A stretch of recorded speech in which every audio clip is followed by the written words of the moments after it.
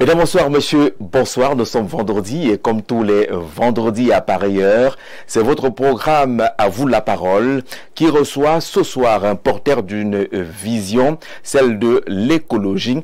Il est porteur d'un projet, celui de diriger le Cameroun après octobre 2025, le mois prévu pour l'élection présidentielle dans notre pays. Il est déterminé, il dit avoir des solutions efficaces pour lutter contre la crise énergétique dans notre pays. Il est un acteur majeur du secteur des énergies renouvelables. Mais concrètement, Éric Guéguim, le président du Parti écologique du Cameroun, que propose-t-il aux Camerounais, lui qui est candidat annoncé à la prochaine élection présidentielle? La tradition va être respectée ce soir. Vous poserez vos questions par message WhatsApp ou message simple à notre invité ce soir pour qu'il décline suffisamment sa vision pour le Cameroun et les raisons fondamentales qui le poussent à être candidat à cette élection présidentielle. Monsieur le Président, bonsoir et bienvenue. Bonsoir, merci de m'avoir invité. Je suis très heureux d'être sur votre plateau ce soir et je vais saluer tous les téléspectateurs qui nous regardent, les Camerounais et les Camerounaises, pour leur rappeler que notre pays est à la croisée des chemins. Il y a beaucoup à faire. Le Cameroun n'est pas dans une crise, mais il est dans des crises. On a vu la crise énergétique, la crise de l'environnement, notamment la question des déchets, les crises sécuritaires au niveau du nord-ouest et du sud-ouest, la crise de Boko Haram dans la région septentrion. Je pense que toutes ces crises méritent aujourd'hui qu'on puisse les prendre en considération pour les réformes que nous proposons. Et je vais dire aux Camerounais et Camerounaises aujourd'hui que je suis là pour leur proposer des solutions de rupture, des solutions de confiance pour qu'ensemble nous puissions bâtir un Cameroun nouveau, un Cameroun qui donnera l'opportunité à chacun et chacune de nous de pouvoir retrouver sa place et de pouvoir compenser ses besoins. Malgré toutes ces crises, monsieur le Président, on vous a quand même vu participer aux festivités du 20 mai dernier. Votre parti a défilé. Généralement, lorsque les gens défilent, ils ont l'impression que le Cameroun se porte bien. Pourquoi avoir participé de façon voulue et active à ces manifestations? J'ai participé, bien évidemment, au défilé du 20 mai pour signifier la solidarité du Parti écologique et notre attachement à l'unité nationale. Je pense que c'est un acquis, c'est quelque chose de précieux qu'il faut garder, parce que l'unité nationale symbolise la cohésion sociale, et sans cohésion, sans stabilité, le Cameroun ne peut pas bâtir son autosuffisance énergétique, ne peut pas être un pays autonome, un pays développé, un pays émergent. Donc nous avons participé au défilé du 20 mai pour symboliser notre attachement à l'unité nationale et au vivre ensemble. Alors, parmi les crises citées, vous n'avez pas justement cité la crise de l'unité nationale. Vous dites que c'est un acquis. Ça veut dire qu'en matière d'unité nationale, le Cameroun ne souffre de rien. Nous sommes un pays qui vit véritablement cette unité nationale? Non, il y a une fracture sociale au Cameroun. Je pense qu'aujourd'hui, les Camerounais manifestent un désir certain de vivre ensemble, mais la fracture sociale où on a 80% des richesses qui sont détenues par 20% de la population, c'est un désir qui montre que 80% de la population qui est jeune, elle est lésée. Elle n'arrive pas à être autonome, elle n'arrive pas à trouver un emploi, il y a le chômage, et on voit une partie de la classe sociale qui roule en Prado, qui ont beaucoup de moyens, qui vivent dans certains quartiers d'où d'autres ne vivent pas.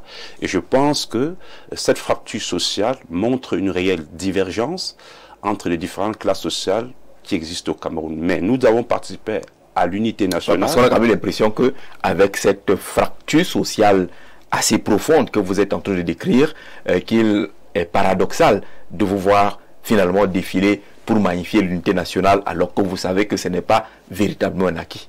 C'est paradoxal quand même. Non, pas du tout, parce que la politique de la chaise vide n'a jamais payé en politique, ou la politique du boycott.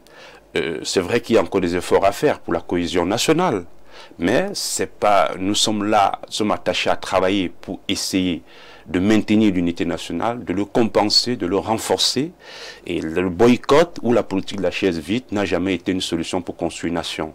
Donc participer à la fête de l'unité ne veut pas dire que tout va bien. Ça veut dire que nous sommes en train de suivre le chemin, et notre vision est la consolidation de nos acquis. C'est que le Cameroun, qui est multiculturel, puisse pouvoir vivre ensemble, construire des projets ensemble et bâtir un Cameroun nouveau ensemble. Et c'est ce que nous proposons au Parti écologique. Le Parti écologique a donc défilé, pas à Yaoundé, à Mbalmayo, si nos informations sont exactes. Vous aurez bien voulu défiler à Yaoundé, vous aussi, mais les règles sont telles que certains partis politiques comme le vôtre sont obligés d'aller chercher un peu de place hors de la capitale. Ben, je pense qu'il ne faut pas voir ça comme ça. Ce n'est pas tout à fait juste. Mbalmayo, c'est le Cameroun. Pensez-vous qu'un habitant de Mbalmayo est moins considéré qu'un habitant de Yaoundé? Je ne pense pas. Nous avons défilé en Mbalmayo parce que nous avons bien voulu défiler là-bas. C'est l'arrière-pays. Vous n'avez pas pu défiler à Yaoundé en tout cas. Vous ne faites pas partie des partis sélectionnés. Je ne pense pas que j'ai lu quelque part sur les critères de défilé qu'il fallait que uniquement les partis qui sont représentés à l'Assemblée puissent défiler à Yaoundé. Ce n'est pas le cas. Parce qu'en Mbalmayo, j'ai vu aussi des partis qui étaient au Parlement défiler en Mbalmayo. Donc, Mbalmayo, tout le monde pouvait défiler, comme à Yaoundé. Vous n'avez pas le direct, vous n'avez pas le chef de l'État, vous n'avez pas tout ce que Yaoundé représente ce côté. On a l'impression que c'est le second plan. Finalement. Non, moi j'ai été très content de défiler en Mbalmayo parce que j'ai communié avec l'arrière-pays, avec les véritables Camerounais qui nous suivent, qui ont besoin de l'écologie, un défilé populaire, pas un défilé élitiste, parce que voyez-vous, la fête de l'unité, c'est aussi parfois échanger avec les gens qu'on ne rencontre pas tous les jours, ou des gens qui ont des besoins que nous ne connaissons pas, qui vivent une vie dont nous ne savons pas, et proposer des solutions politiques, c'est d'entremêler toutes les couches de la population, dont un défilé en Mbalmayo, croyez-moi. D'ailleurs, notre parti a eu beaucoup de succès, parce que l'adhésion populaire que nous avons eue le 20 mai en Mbalmayo a permis immédiatement de créer une cellule du Parti écologique du Cameroun en Mbalmayo, ce qui n'existait pas avant, dont la fête de l'unité a été pour nous un choix majeur qui a permis d'élargir la problématique de l'écologie politique dans l'arrière-pays. Alors, votre solution serait laquelle face aux difficultés que l'unité nationale connaît dans notre pays, avec la crise dans la partie anglophone que vous avez mentionnée vous-même? Comment retrouver la véritable unité au Cameroun? Il faut faire quoi? Ben pour retrouver l'unité nationale au Cameroun, il faut un partage équitable de la richesse. C'est important. Il faut financer les projets sociaux. C'est important. Il faut une vision investie là où se trouve l'intérêt collectif. Quand j'entends par l'intérêt collectif, je vais dire la santé. Il faut financer la santé au Cameroun. Parce qu'un Camerounais qui vit dans son pays, qui est malade, quand il arrive dans un hôpital, il doit être soigné. Et pour cela, il faut financer la santé. Avec quoi on finance la santé? On peut financer la santé avec les matières premières du Cameroun. Le Cameroun regorge du pétrole, du gaz. Il regorge de l'or, du diamant. Toutes ces matières premières, si on veut les rendre aux Camerounais, il faut financer les projets sociaux, il faut financer la santé. Et si je suis élu président de la République, je financerai le modèle social camerounais qui permettrait qu'on ne peut plus arriver à l'hôpital, on ne reçoit pas de soins parce qu'on n'a pas d'argent. Parce que l'État, c'est l'État protecteur. Et un État protecteur, c'est un État qui garantit la santé à ses concitoyens. Voilà ce que je propose. Et si on réussit à financer les projets collectifs, il faut financer l'éducation. Il faut financer l'école publique. Voyez-vous, l'école publique, c'est l'école de l'égalité des chances. On ne peut pas détruire l'école publique au profit des écoles privées. Qu'est-ce que vous entendez par financer l'éducation? Aujourd'hui, lorsqu'on fait une sorte de classement des départements ministériels qui ont des enveloppes budgétaires les plus significatives, l'éducation se trouve en très bonne place. Vous changez quoi? Vous mettez quoi dedans lorsque vous parlez de financer l'éducation? Je pense qu'on doit renforcer l'école publique qui a été très affaiblie ces 10 dernières années. Aujourd'hui, au Cameroun, on se rend compte que les gens, les citoyens n'ont plus confiance à l'école publique parce qu'on l'a complètement affaiblie.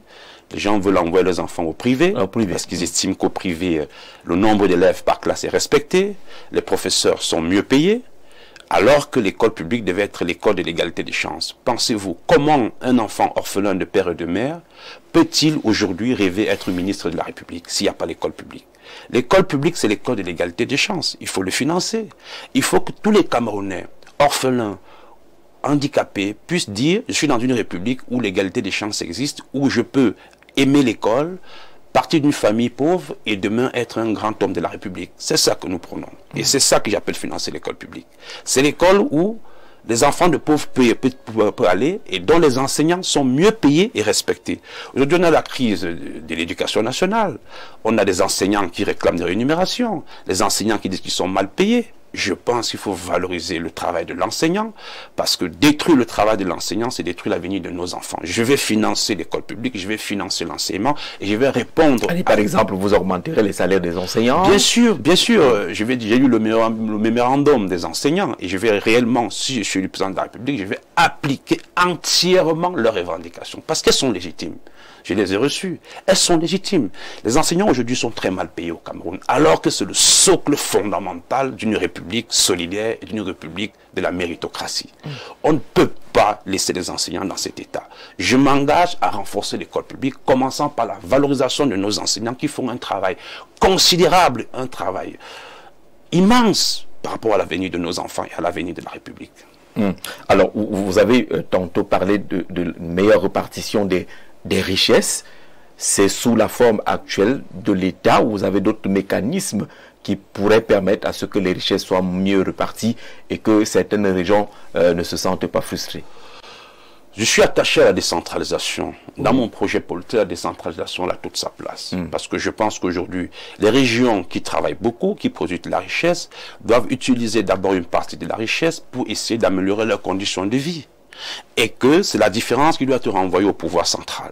Ce qu'on ne vit pas aujourd'hui. Aujourd'hui, toutes les recettes vont au pouvoir central, qui redistribue par l'unicité des caisses. Il y a l'unicité des caisses, et je pense que la décentralisation doit permettre aux régions d'être responsables, c'est-à-dire de se développer et d'envoyer une certaine quote-part au pouvoir central, qui a besoin également pour faire ce qu'on appelle des projets collectifs comme les infrastructures. Il n'est pas normal. Je prends le cas de l'Est du Cameroun. Avec les matières premières que l'Est détient, l'Est n'est pas électrifié. Alors que l'Est produit une richesse énorme qui bénéficie au pouvoir central. Et en retour, ils doivent encore quémander ce qu'eux ils produisent. Je refuse ce modèle social. Je pense que ceux qui produisent doivent être les premiers bénéficiaires. Et le différentiel doit être envoyé au pouvoir central. Vous allez faire sauter les éléments tels que l'unicité des caisses, tels que la péréquation par exemple. Parce qu'on dit que la péréquation, c'est un peu pour ramener un certain équilibre. Il y a des régions... à la différence de l'Est, qui n'ont pas de richesse, qui ne produisent rien. Celles-là vont souffrir. Non, ne vont pas souffrir. Je pense qu'on va... Le Cameroun, le principe de l'écologie politique ou de l'écologie que je défends, c'est le principe de la solidarité. On part du fait que tous les Camerounais doivent avoir le même niveau de vie. C'est pour ça que je prends le cas de la santé. Il n'est pas normal que les prix de consultation soient variés d'une ville à l'autre. Aujourd'hui, vous voyez un médecin à Douala, un gynécologue par exemple, il a un tarif. Vous venez à Yaoundé, il a un tarif. Vous allez à Bertois, il a un tarif. Vous allez au Nord, il a un tarif. C'est pas juste. Les hôpitaux publics. Dans les hôpitaux publics, il y a des tarifs différents. Je pense qu'au privé, c'est grave. Au privé, c'est eux-mêmes qui fixent leur prix. Ce qui n'est pas normal.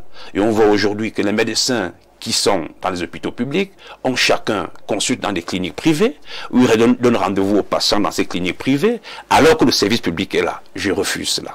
Il faut un tarif universel, un tarif national, des consultations de santé bien connues, ce qui ferait que tous les Camerounais puissent avoir ce qu'on appelle l'égalité de soins et l'égalité de chance. Les Camerounais ont droit à l'égalité de soins. Il n'est pas normal qu'un gynécologue coûte plus cher à Douala, alors que le même gynécologue à Yaoundé fait ses tarifs. En zone rurale, d'autres n'y vont pas parce qu'ils disent qu'il n'y a pas d'argent. Non, il faut un prix national des consultations, de telle sorte qu'un gynécologue dans l'arrière-pays puisse aussi avoir le même tarif de consultation qu'un gynécologue dans les grandes villes, pour que le service public soit équilibré et pour que les Camerounais puissent avoir ce qu'on appelle l'égalité de soins, dont je suis très attaché.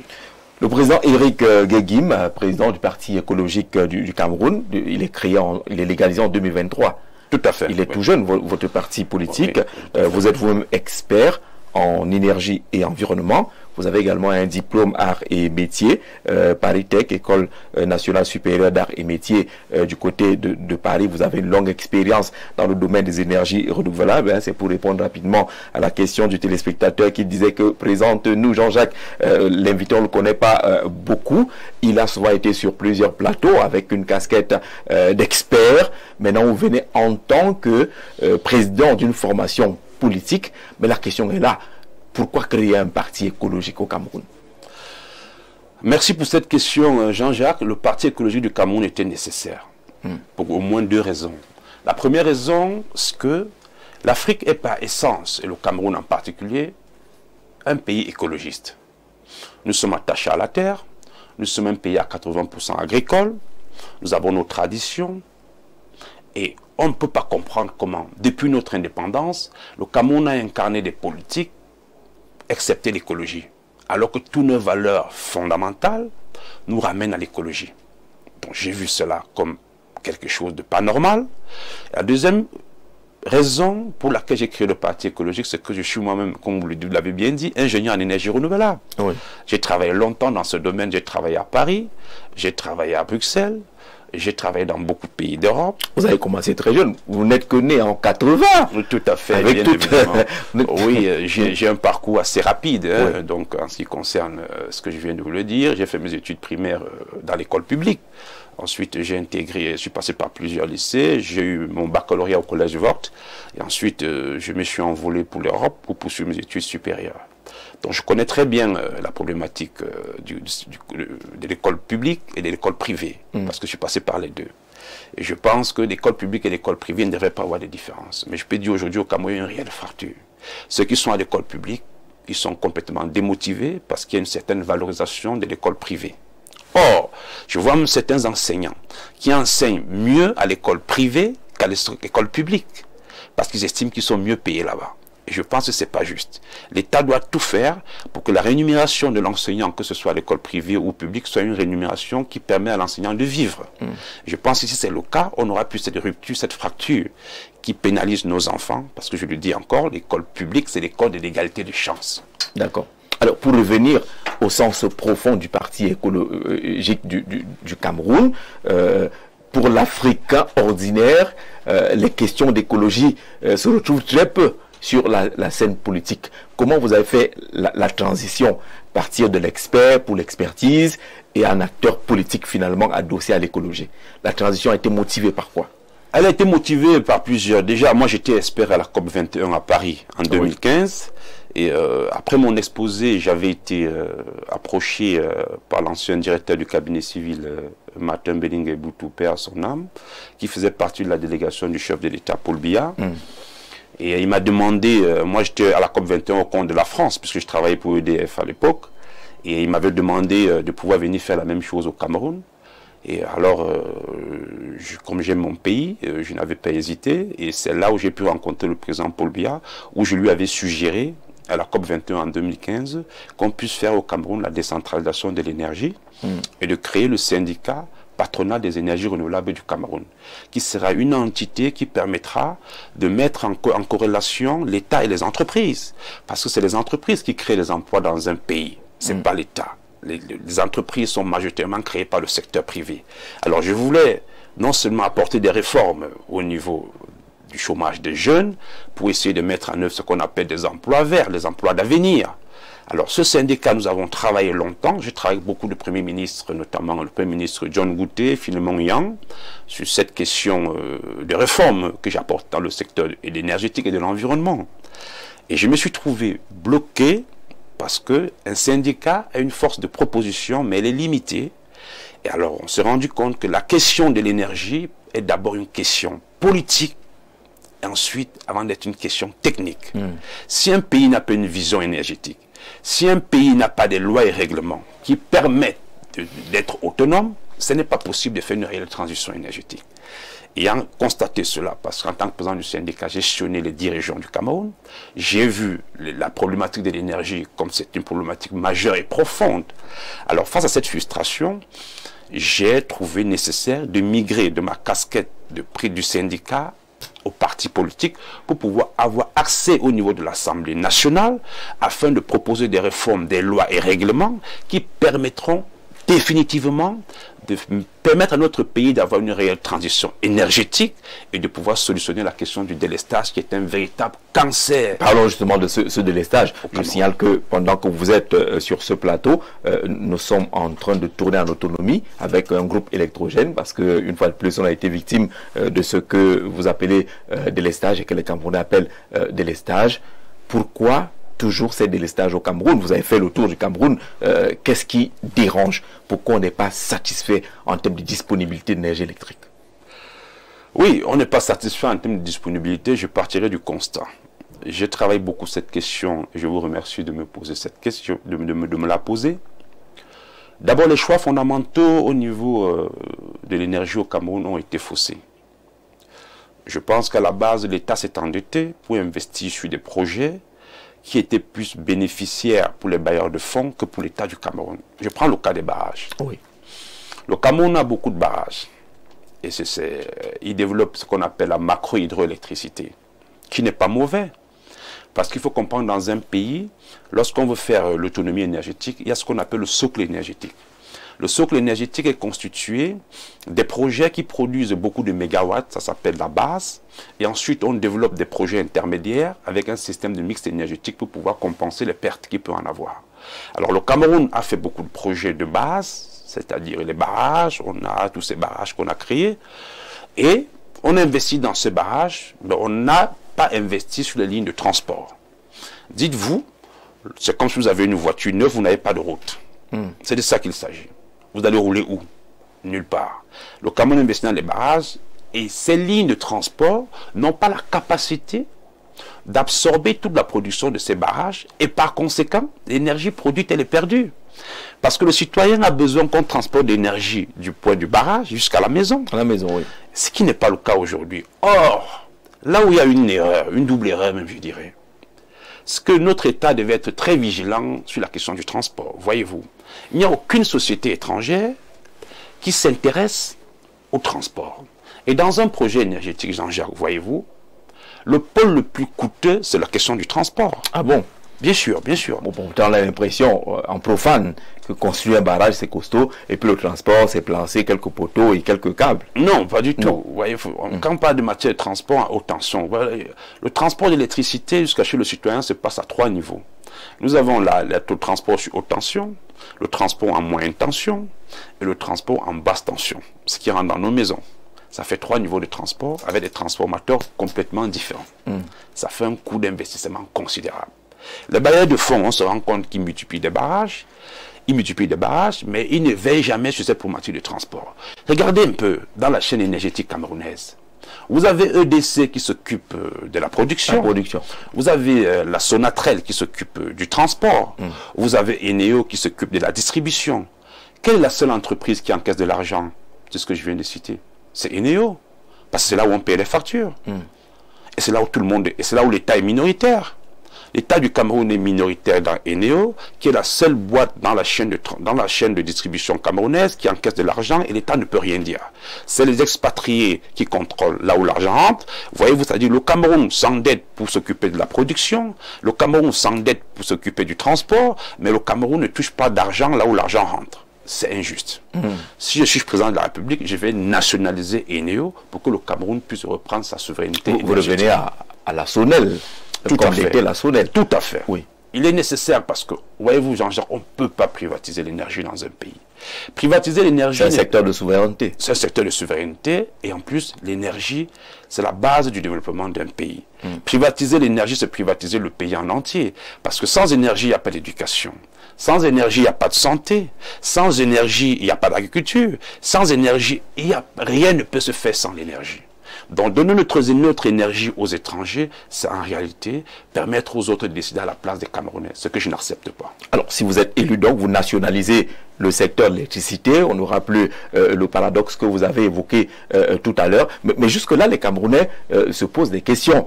Il faut donc corriger quoi aujourd'hui, puisqu'il y a d'autres barrages qui sont annoncés. Il y a Kikot, dont le chantier est annoncé. On attendait des super mégawatts de Nachigal, et le discours officiel semblait indiquer qu'après Nachigal c'est fini, Yaoundé ne va plus souffrir. Il faut actionner ou finalement de manière concrète pour avoir une solution. Si je deviens le prochain président de la République, je donne aux Camerounais 3 mois pour régler la question de l'énergie dans les ménages. Et je donne 2 ans pour régler la question de l'énergie sur l'ensemble du territoire. Comment je le fais? Il y a une baguette magique. Voilà, comment je le fais? De manière très simple. Quand on regarde le budget du ministère de l'eau et de l'énergie, et qu'on regarde le nombre de kilowatts que les Camerounais demandent pour les ménages. C'est-à-dire dans une maison de 5 personnes, on a besoin maximum de 3 kW crête. Je proposerai une subvention de l'État pour accompagner chaque Camerounais qui souhaiterait passer à l'énergie solaire de manière autonome. Ça permettrait que tous les budgets qu'on injecte dans les méga projets de barrages hydroélectriques dont la ligne de transport n'existe pas, on va passer à ce qu'on appelle l'autoconsommation. L'autoconsommation à l'énergie solaire qui est gratuite permettra à chaque Camerounais d'avoir l'énergie pour les ménages. Et ce serait le rôle de l'État. Vous abandonnez les barrages? Je n'abandonne pas les barrages. Les barrages, comme je vous l'ai dit, font partie du socle énergétique d'un État. Parce que les barrages sont plus nécessaires pour ce qu'on appelle l'industrialisation du pays. Oui. On a besoin des barrages pour l'industrialisation. Mais pour la consommation domestique, non, on n'a vous pas militez besoin. pour l'autonomie. Je milite pour l'autonomie énergétique. Un système autonome. C'est-à-dire quoi, le citoyen Ismaël, par exemple, il construit sa maison pour être autonome, il lui faut son installation solaire. Voilà. Ça a un coût, ça. Ça a un coût. Il va au ministère de l'eau et de l'énergie, il fait sa demande de raccordement par rapport à une installation solaire. Les experts l'accompagnent. L'installation d'une famille, je vais prendre étant qu'un expert, c'est 3 kW crête. Ça permet d'une famille d'être autonome, une télévision, etc. Ces 3 kW crête, l'État se chargerait de financer 50%. C'est-à-dire qu'il y aura une subvention directe de 50% du prix d'une installation de 3 kW crête pour chaque citoyen. Ça ferait que définitivement, la question du délestage, du non-accès à l'énergie pour les ménages sera résolue. Pourquoi? Parce que les milliards que nous investissons dans les barrages, on voit très bien qu'on ne peut pas transporter l'énergie, qu'il y en aura toujours. Donc ça ne fonctionne pas. Et je pense que le citoyen, le Cameroun a besoin de l'énergie pour s'éclairer, pour pouvoir discuter avec ses enfants le soir, pour pouvoir regarder son journal. Les enfants étudient. On a en période d'examen, par exemple, les plaintes qui sont enregistrées montrent que les enfants ont des difficultés à pouvoir apprendre et préparer les examens. Tout à fait. Donc, je privilégierai l'autoconsommation pour les ménages, basée sur le solaire photovoltaïque, qui est une technologie que nous maîtrisons. Il y a des écoles qui forment. Moi-même, j'ai encadré, j'ai créé le tout premier centre de formation d'énergie renouvelable au Cameroun. Avec le ministre Zachary Perevet. C'est moi qui ai écrit les agréments. J'ai lancé au Fonds national de l'emploi avec le directeur Mouté Abidias la formation d'énergie renouvelable au FNU, ça n'existait pas, pour pouvoir permettre aux Camerounais de avoir accès à ce qu'on appelle les emplois d'avenir. Ce qui est fait aujourd'hui. Donc je pense qu'aujourd'hui, plusieurs Camerounais sont formés en matière de solaire photovoltaïque. On n'a pas besoin d'importer cette main-d'œuvre au Cameroun parce que les Égyptiens forment moi-même des milliers de Camerounais et ils savent faire ce travail. Avec on arriverait à Yaoundé ou à Bertha aujourd'hui, on verrait sur tous les toits les panneaux solaires. Toute une ville. Tout à fait. Toute une ville. Bien sûr, parce que l'autoconsommation, c'est ce qu'il faut pour que les Camerounais puissent... Ça va être un modèle unique là. Ça va être un modèle unique de 3 kW crête que l'État va garantir pour que le minimum pour tous les citoyens soit là et le financement sera de 50% subventionné par l'État. Ça permettra aux Camerounais de mettre fin définitivement à ce délestage. Parce que nous sommes un pays ensoleillé, voyez-vous Jean-Jacques. Un pays comme le Cameroun qui est l'Afrique en miniature, qui est l'un des rares pays au monde à développer toutes les formes d'énergie renouvelable. Comment expliquer que dans un pays avec une richesse immense, on puisse ne pas avoir l'énergie pour éclairer? Je suis en studio avec vous, ça fait 2 fois qu'on a du délestage ici. Là, nous sommes sur un groupe électrogène, ce qui n'est pas acceptable. Or, nous sommes à Yaoundé. Imaginez l'arrière-pays. Moi, j'ai fait le tour du Cameroun en tant que président du syndicat. Ça fait mal. Ça fait mal. C'est pas juste.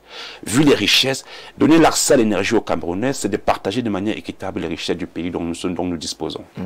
Alors, ceux qui parlent d'énergie électrique viennent souvent sur ces plateaux pour dire que oui, on a des cours d'eau, on a tout ce qu'il faut, et qu'on ne devrait pas avoir ces problèmes-là. Est-ce que ce n'est pas simpliste? Si on a des cours d'eau, ça veut dire qu'on repart au barrage. Non, non, non, pas du tout. Les barrages, c'est la macro-hydroélectricité. Et je pense qu'elle est très coûteuse. D'ailleurs, je suis fan de ça si on veut industrialiser le pays.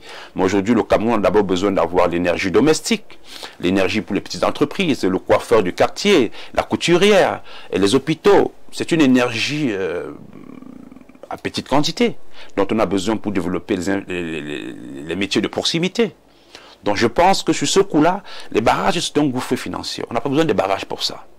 Une fois qu'on aura donné l'énergie aux Camerounais pour faire les travaux de tous les jours, pour la vie de tous les jours, on peut maintenant actionner nos barrages pour faire ce qu'on appelle l'industrialisation du pays. On n'en est pas là. Si les gens n'ont pas de l'énergie pour s'éclairer, pour parer les examens, pour faire des femmes accoucher dans les hôpitaux, pourquoi pensez-vous investir dans les méga projets? On voit que ces projets ne bénéficient qu'aux bailleurs de fonds qui imposent à nos États un certain modèle de financement parce que eux, ça les fait toucher beaucoup de taux d'intérêt, mais qui sont complètement déficitaires pour nos populations qui sont en attente. Je mettrai fin à cela et je partirai sur un modèle pragmatique d'autoconsommation, basé sur l'énergie solaire pour les ménages, pour les petites entreprises qui ont besoin du solaire pour faire leurs activités, financer, électrifier des hôpitaux à l'égard de l'énergie solaire. Et nous avons aujourd'hui des techniciens et des ingénieurs qualifiés dans le domaine qui peuvent non seulement trouver des niches, des opportunités d'emploi et aussi en résolvant un problème fondamental. Alors, nous sommes à la première demi-heure de notre entretien. À vous la parole. On va rapidement découvrir les premiers messages des téléspectateurs. Bonsoir à votre invité. La question que je souhaite lui poser est celle-ci. Pourquoi attendre des élections présidentielles pour se faire connaître à ses électeurs? Ensuite, son parti est créé en quelle année? On a dit 2023. Son parti compte dans le territoire national combien d'élus en général? Et que je lui souhaite bonne chance pour sa bonne collision avec le parti RDPC. Bonne chance à lui, Jean Calvin, depuis la ville de Douala. Cité SIC, dans cette question, justement, il y a la méthode. Ils estiment que vous avez attendu seulement cette période pour vous faire connaître. Est-ce que votre parti a une implantation nationale? Compte-t-il des élus? Ça, vous n'en avez pas encore. Il semble soupçonner une collision entre vous et le RDPC. Bon, écoutez, je pense que l'élection présidentielle est une élection tellement importante. C'est pas une élection entre les partis. Comme je le dis, je suis candidat à l'élection présidentielle. C'est la rencontre entre un homme et un peuple. Et là, je suis là pour parler au peuple camerounais, qui a des problèmes, qui a des attentes, et nous sommes là pour leur proposer des solutions. Je pense qu'aujourd'hui, que je parle au RDPC, au SDF ou au MRC, ça ne change rien. Le plus important, c'est que mon message puisse être porté aux Camerounais. Il faut savoir que les militants des partis politiques sont d'abord des Camerounais et des Camerounaises. Donc ne faisons pas un distinguo qui n'a pas lieu d'être. Moi, je parle aux Camerounais de tous bords, aux Camerounaises de tous bords, de toute obédience politique sur des questions qui nous concernent tous et j'apporte des solutions. Donc ça ne fait pas de votre parti un sous-parti ou une sous-section du RDPC par exemple? Avez-vous déjà vu depuis des décennies dans le programme du RDPC le mot écologie? Non. Avez-vous vu avant 2023 que le parti écologique existe, entendu parler d'écologie au Cameroun? Non. Vous voyez que il y a au moins un ministère en charge de l'environnement. De l'environnement, mais pas de l'écologie et de l'économie solidaire. Pas du tout. Donc je pense qu'aujourd'hui, j'apporte une nouveauté, nous apportons une nouveauté qui est la question de l'écologie politique, qui n'existait pas au Cameroun. Et j'ai créé le parti écologique justement parce que s'il y a une politique que le Cameroun devrait incarner, de par nos traditions, de par notre richesse, c'est bien évidemment la politique écologiste qui est malheureusement absente. Donc je pense que nous ne sommes en collision avec personne, nous sommes un parti innovant, que nous voulons gouverner, et nous faisons des propositions sur des problèmes quotidiens des Camerounais et chacun s'y retrouve. Dans chaque région que j'ai parcourue au Cameroun, quand je parle d'écologie, c'est le mot qui échappe aux Camerounais, mais dès que je commence à développer, tout le monde s'y retrouve. Parce que c'est les problèmes quotidiens, la pollution, la question des déchets, la question de l'agriculture, les changements climatiques, les saisons qui sont déréglées. Il fait chaud qu'on attend la pluie ne vient pas, ça vient plus tard. L'agriculture qui est mise en péril. C'est des problèmes qu'on vit tous les jours. Donc je pense que nous apportons une vision qui colle avec la réalité des Camerounais. D'accord. Au Cameroun, tout le monde veut arborer la casquette de président de la République. Personne ne veut s'aligner derrière l'autre. Le monsieur que vous recevez, c'est le président Eric Guégim, vous voyez bien son nom qui est mentionné, président du Parti écologique du Cameroun. Ne peut-il pas accompagner Cabral Libi et le PCRN qui ont déjà une certaine assise? Voilà des gens qui viennent en politique disperser les voix des citoyens. Les candidats, dit-on, fabriqués par la pyramide institutionnelle de notre pays. Richard Steve à Sogo. Pourquoi vous n'accompagnez peut-être pas un candidat comme Cabral Libi qui selon lui a déjà eu une implantation? Ben écoutez, je pense que la vision que nous proposons est une vision nouvelle. Et je pense que nous parlons d'abord au peuple camerounais. C'est ce que nous sommes en train de faire. Et les militants du PCN sont des Camerounais. Donc je ne pense pas que quand je tiens ce discours, j'exclus aux militants du PCN de m'écouter. Ils m'écoutent. Tous les Camerounais m'écoutent, quelle que soit leur obédience politique, quel que soit leur parti politique. Nous parlons au peuple camerounais. C'est ce que nous parlons. Donc nous sommes ouverts. Nous parlons à tout le monde, à tous les Camerounais. Et les problèmes que je cite, les problèmes, les solutions que j'apporte, ça touche les Camerounais au quotidien. Parce que je ne veux pas qu'on essaie de troubler le peuple du Cameroun, qui est un peuple uni, qu'on soit du RDPC, du SDF ou du PCRN, c'est au peuple du Camerounais que nous parlons et nous proposons des solutions au peuple camerounais.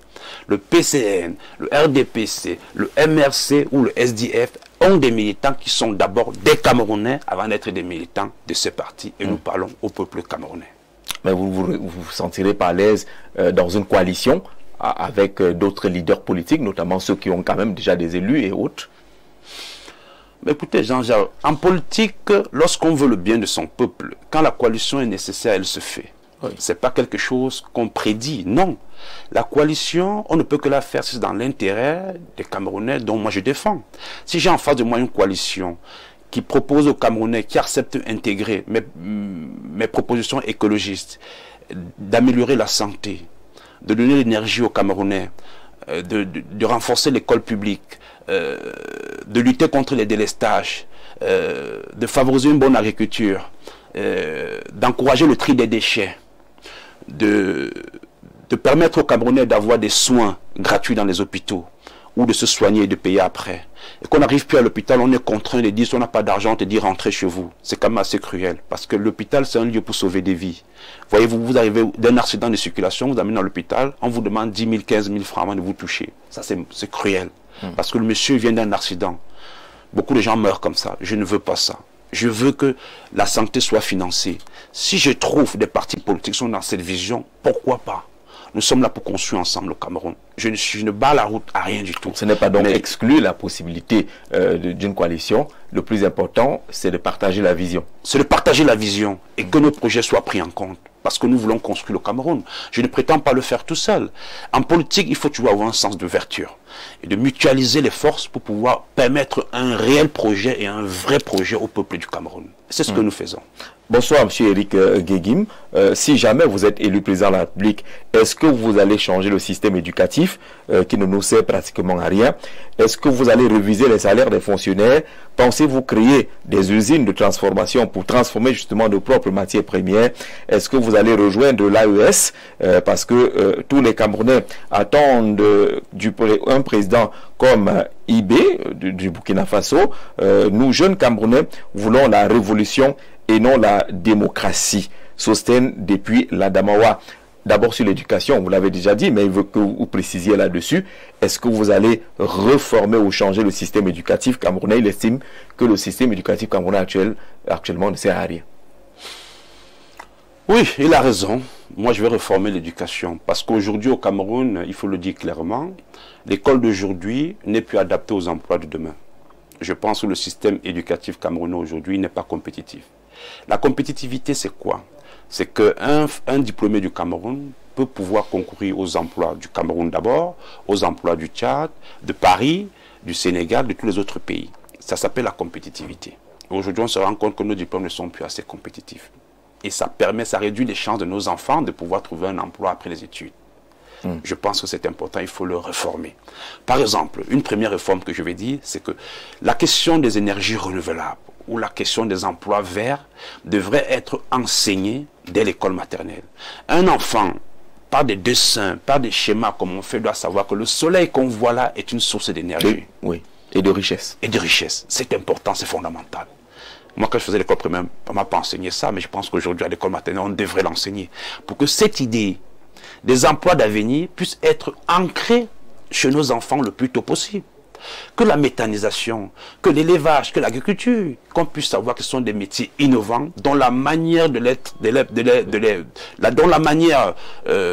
les incarner ont changé, ça a évolué. Aujourd'hui, l'agriculture n'est plus mécanisée. Aujourd'hui, elle est autonomisée. On fait une agriculture autonome, où les gens pilotent, où on n'arrose plus les plantes comme ça, on a des systèmes qui arrosent automatiquement, où on peut arroser des hectares et des hectares, sans plus besoin d'avoir quelqu'un avec l'arrosoir, voilà. Ouais, ça a changé. Et il faut que notre éducation, il faut que l'agronomie s'arrime à cette réalité, à cette évolution. Sinon, on aura des ingénieurs agronomes dépassés de la nouvelle agriculture, de nouvelles générations. Donc, il faut réformer l'école en ce sens pour que l'école ça rime avec les emplois de demain. Ce qui n'est pas le cas aujourd'hui au Cameroun. Je peux citer plusieurs autres secteurs dont il faut réformer. Parce qu'aujourd'hui, nous sommes en retard. La technologie est en avance du système éducatif et les enfants finissent, ils ont des diplômes, mais ils doivent encore, remarquer, ils doivent encore aller se recycler, faire des formations supplémentaires parce que la formation qu'ils ont acquis ne correspondait pas à la réalité des métiers. Il ajoute, il pose la question sur les salaires des fonctionnaires. Si vous êtes élu, tout à fait. Si je suis élu, je pense qu'il faut revaloriser les salaires des fonctionnaires. Il faut arrimer les salaires des fonctionnaires sur la croissance. Ça veut dire quoi? Ça veut dire que lorsque la richesse du pays augmente, ce qui s'appelle la croissance, il faudrait que cette croissance impacte directement le citoyen. Donc, il faudrait qu'on arrime les salaires sur la croissance.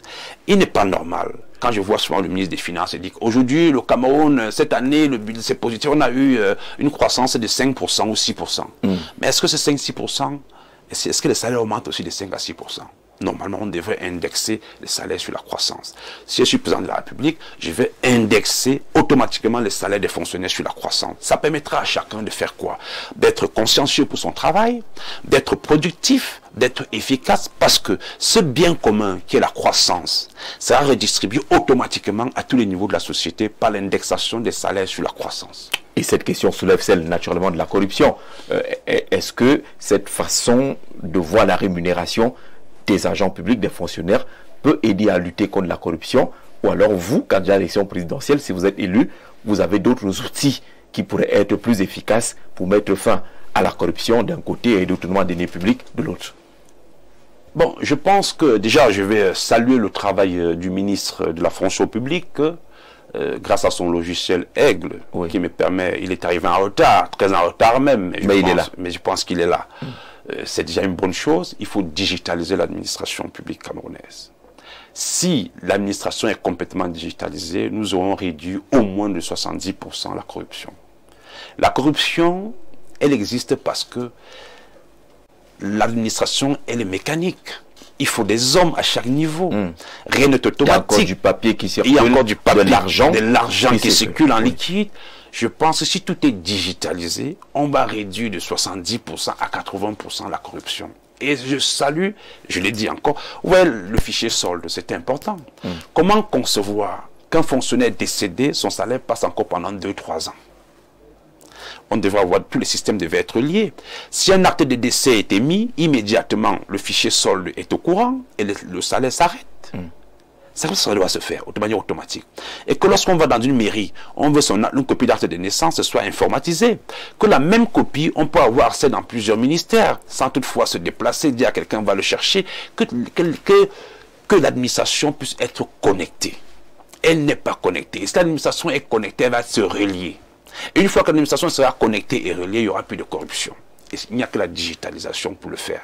Ça veut dire qu'on veut ta copie d'acte de naissance, M. Jean-Jacques Zé, au ministère des Finances, on est capable de l'imprimer étant au ministère des Finances. Pourquoi? Parce que l'administration, elle est connectée et elle est reliée. Voilà ce qu'on doit faire. C'est ça donc la solution, la digitalisation absolue de l'administration dans notre pays. Vous avez effleuré tout à l'heure la question d'industrialisation. Le téléspectateur revient là-dessus. Est-ce que vous mettez l'accent sur l'industrialisation si vous êtes élu pour transformer sur place nos produits, nos matières premières?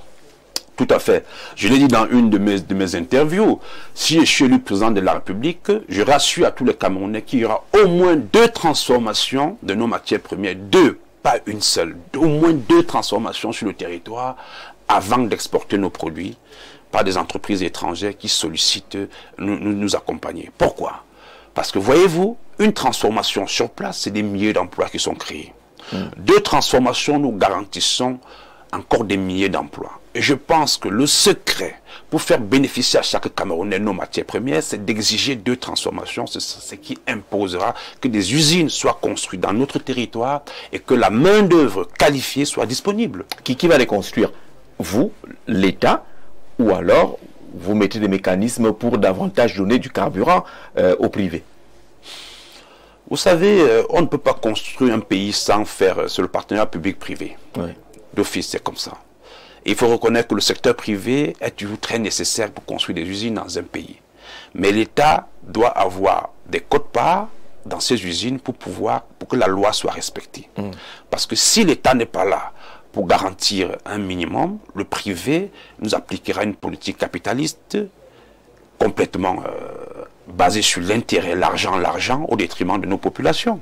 Donc l'État est là pour faire ce genre d'arbitrage. Et je veillerai à ce que l'État puisse avoir une part d'action considérable avec un droit de veto pour pouvoir bloquer certaines décisions si elles sont contre les intérêts du peuple camerounais. C'est ce que je veillerai à faire. Et ensuite, je ferai en sorte, comme je l'ai dit, qu'il y ait au moins 2 transformations sur notre territoire pour pouvoir rendre efficace et fort notre socle industriel. Qu'on ne prenne plus nos matières premières, on s'en va directement avec, on va les transformer en Europe, on revient nous les vendre. Non. Ceux qui voudront nos matières premières transformeront d'abord, faisant 2 transformations sur place, et iront avec le produit semi-fini pour le rendre fini chez eux. Ça permettra qu'on puisse avoir accès à la technologie, qu'on puisse réduire le chômage en créant massivement des emplois, et qu'on puisse nous-mêmes demain éviter les chantages. Parce que lorsque vous ne maîtrisez pas la technologie, si demain l'opérateur privé il décide de partir, ben vous recommencez tout à zéro. Parce que vous n'impliquez dans rien. Il est venu prendre les matières premières, c'est lui qui sait comment il fait, et si demain il s'en va, vous recommencez à zéro. Je ne veux pas ça. Je veux une continuité des actions que je vais poser en impliquant l'État avec un droit de veto décisionnel dans le conseil d'administration pour que notre volonté soit respectée et que les droits des Camerounais soient protégés. Produire, transformer sur place, exporter, vous voyez que tout cela tourne également autour des moyens. Et lorsqu'on évoque les moyens, vous êtes candidat à l'élection présidentielle, il y a toujours la question du franc, l'argent. Vous avez parlé des chantages tout à l'heure. Si on n'a pas sa propre monnaie, on est exposé à ces chantages-là. Quelle est votre approche, puisque c'est le débat qui a cours depuis plusieurs années en Afrique aujourd'hui. Si vous êtes élu, le franc CFA, qu'est-ce qu'on en fait? Nous y restons ou il y a une autre approche que vous développerez? Oui, moi je suis très attaché à la souveraineté monétaire. Je pense que la souveraineté monétaire est comme la souveraineté d'avoir une langue. Je suis très attaché.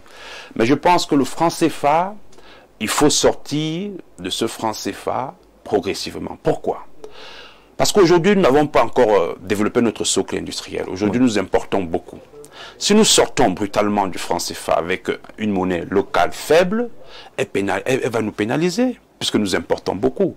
Mais une fois que nous avons développé notre socle industriel, une fois que nous allons produire massivement ce que nous consommons sur place, alors il serait nécessaire de sortir progressivement, puisque nos concitoyens consomment exactement, majoritairement ce que nous produisons. Alors pour vous, ce n'est pas, il ne faut pas précipiter les choses. Non, il ne faut pas précipiter la vision est là, mais il faut un socle. Il faut une base. Tout à fait. Sortir du franc CFA sans industrialiser le Cameroun, ce serait de se faire souffrir les Camerounais. C'est un suicide. C'est un suicide. Il ne faut pas le faire. Mais je le dis, la vision, elle est là. J'y tiens parce que la souveraineté monétaire, elle est non négociable. Mais il faut le faire de manière intelligente, dont je ne prendrai pas une décision précipitée, mais je prendrai une décision construite ensemble avec les Camerounais. On va d'abord développer notre tissu industriel et ensuite, progressivement, nous allons réduire nos importations parce que nous allons produire beaucoup sur le territoire. Nous allons être autonomes. On peut maintenant avoir notre monnaie puisque notre monnaie permettra d'acheter massivement localement. Est-ce que ça tient tout ça? Est-ce que ça tient tout ça sur un mandat qui est de 7 ans actuellement? Je ne sais pas si vous envisagerez le changer si vous êtes élu. Est-ce que ça peut tenir sur 7 ans à avoir ce tissu économique basé sur la production, la transformation sur place et envisager la sortie du franc CFA? En un mandat, c'est possible? En un mandat, c'est possible, voyez-vous. 7 ans, c'est beaucoup, Jean-Jacques. C'est beaucoup 7 ans. En 7 ans, on peut faire beaucoup de choses. Quand la vision est claire, on sait où aller. Et je pense que sur ce point-là, vous avez raison de poser. J'ai une expertise internationale. J'ai travaillé sur beaucoup de projets à l'international. Je veux dire, j'ai travaillé chez EDF. Oui. Et beaucoup de projets d'énergie sont financés par des banques. J'ai été directeur de projet, donc j'ai fait des montages financiers pour acquérir des crédits, notamment dans des banques comme Natixis qui finançaient des projets de centrales solaires. Et quand j'ai dit que je vais rendre les Camerounais avec l'accès à l'énergie, c'est parce que également j'accompagne cela avec mon expertise de pouvoir avoir des accords que je connais bien pour pouvoir financer ces projets énergétiques et que l'État pourrait, grâce au partenariat public-privé, le rembourser doucement, mais dont les Camerounais vont bénéficier de cette autonomie énergétique. Donc je pense qu'en 7 ans, on peut le faire. Avec mon expertise internationale, je n'en doute point. Alors, on va supplier ceux qui appellent le numéro qui est affiché, c'est juste pour envoyer des messages, s'il vous plaît. Envoyez juste vos messages, on n'a pas besoin de former les numéros pour appeler. Alors, une question qui faisait un peu scruter tout à l'heure, je reviens justement pour demander avec quelle puissance, Monsieur le Président, votre parti a été créé en 2023, on va dire légalisé en 2023. Pourtant, depuis 2019, celui de Cabral Libye n'a pas toujours été validé. Vous voyez que c'est pas à lui de répondre à cette question-là. Vous savez à qui il faut poser la question pourquoi les citoyens, le parti de Cabral Libye n'a pas encore été légalisé jusqu'à présent. Bonsoir, Monsieur Eric Nguegim. On aurait voulu que vous commenciez le travail sur le terrain depuis 2022 et la perception qui se focalise sur les conditions de vie des Camerounais est vraiment essentielle. Pas comme d'autres qui se focalisent sur comment ils vont siéger à Etoudi et qui font des meetings chez les Camerounais qui ne vivent pas au Cameroun et ne représentent pas vraiment un grand pourcentage, si ce n'est pas pour chercher les financements. Christian Ngoua de Bankolo, je crois qu'il en a profité pour glisser ce que lui voulait dire. C'est pas une question. Bonsoir à vous sur le plateau. Si ça arrive que M. Eric Nguegim devienne président de la République, comment va-t-il procéder pour limiter le taux de chômage au Cameroun? Lucas depuis Obala, dont la Léquier. On va répondre à Lucas. Oui, Lucas, je veux le garantir. Merci pour sa question. Le chômage est au cœur de mon projet. Parce que le Cameroun est à 80% jeunes et les jeunes ont un manque criard d'emploi. C'est pour ça que j'ai dit la réforme de l'éducation pour permettre à nos jeunes de pouvoir faire l'école qui correspond aux emplois d'avenir. L'une des causes du chômage des jeunes aujourd'hui, c'est qu'on a l'impression que les Camerounais font un cycle éducatif, ont des diplômes qui ne correspondent pas aux emplois en face. Il faut le réformer. Il y a les questions d'employabilité. Et les questions d'employabilité sont importantes parce que l'auto-entrepreneuriat, aujourd'hui au Cameroun, est un peu perçu comme un échec. C'est une erreur. C'est une erreur parce qu'il faut savoir que le secteur privé a toujours employé 3 fois plus que l'État. Et je pense que lorsqu'un jeune crée une entreprise, non seulement il est autonome, mais ceux qu'ils emploient, aussi, les gens qui l'emploient aussi, permettent de réduire drastiquement le taux de chômage. Donc je pense qu'il faut absolument accompagner les jeunes. Mais comment faire dans un pays, accompagner les jeunes sans créer une véritable banque jeune? Parce qu'un jeune, lorsqu'il va dans une banque aujourd'hui, on lui demande un titre foncier. Un titre foncier. Vous voulez qu'il le prenne? Et relativement à la loi en vigueur au Cameroun, exactement. Il ne peut pas. Oui. Un jeune de 35 ans, il va dans une banque et on demande à ce jeune un titre foncier. Ben, moi, je tombe sur la tête. C'est pas possible. Parce que l'État doit fournir ce qu'on appelle une garantie pour que les jeunes qui prennent des risques pour entrer dans l'auto-emploi puissent être accompagnés sous la garantie de l'État. Donc vous pensez à une banque jeune? Il faut une banque jeune. Ça sera une première décision que je prendrai, c'est la création d'une banque jeune financée 100% par des capitaux publics, qui sera une banque jeune d'investissement, qui permettrait d'investir sur des projets jeunes, qui sera suivi. Ils vont être suivis pendant 3 à 5 ans pour qu'on voit ce qu'ils peuvent. On sait là-dedans, l'État va garantir. Pourquoi? Parce qu'ils peuvent échouer. Et c'est normal. Un jeune, si on empêche aux jeunes d'oser, comment allons-nous détecter les génies? Si un jeune n'ose pas, comment allons-nous savoir que celui-ci peut réussir et l'autre est un échec? Si on ne laisse pas courir le risque d'investir. Et l'État est là pour garantir ce risque. Donc, si je suis élu président de la République, je vais garantir le risque jeune pour permettre aux jeunes d'avoir le courage d'entreprendre, de prendre des projets pour que notre pays puisse demain avoir des années-lumière. Alors, il est très intelligent et très éloquent.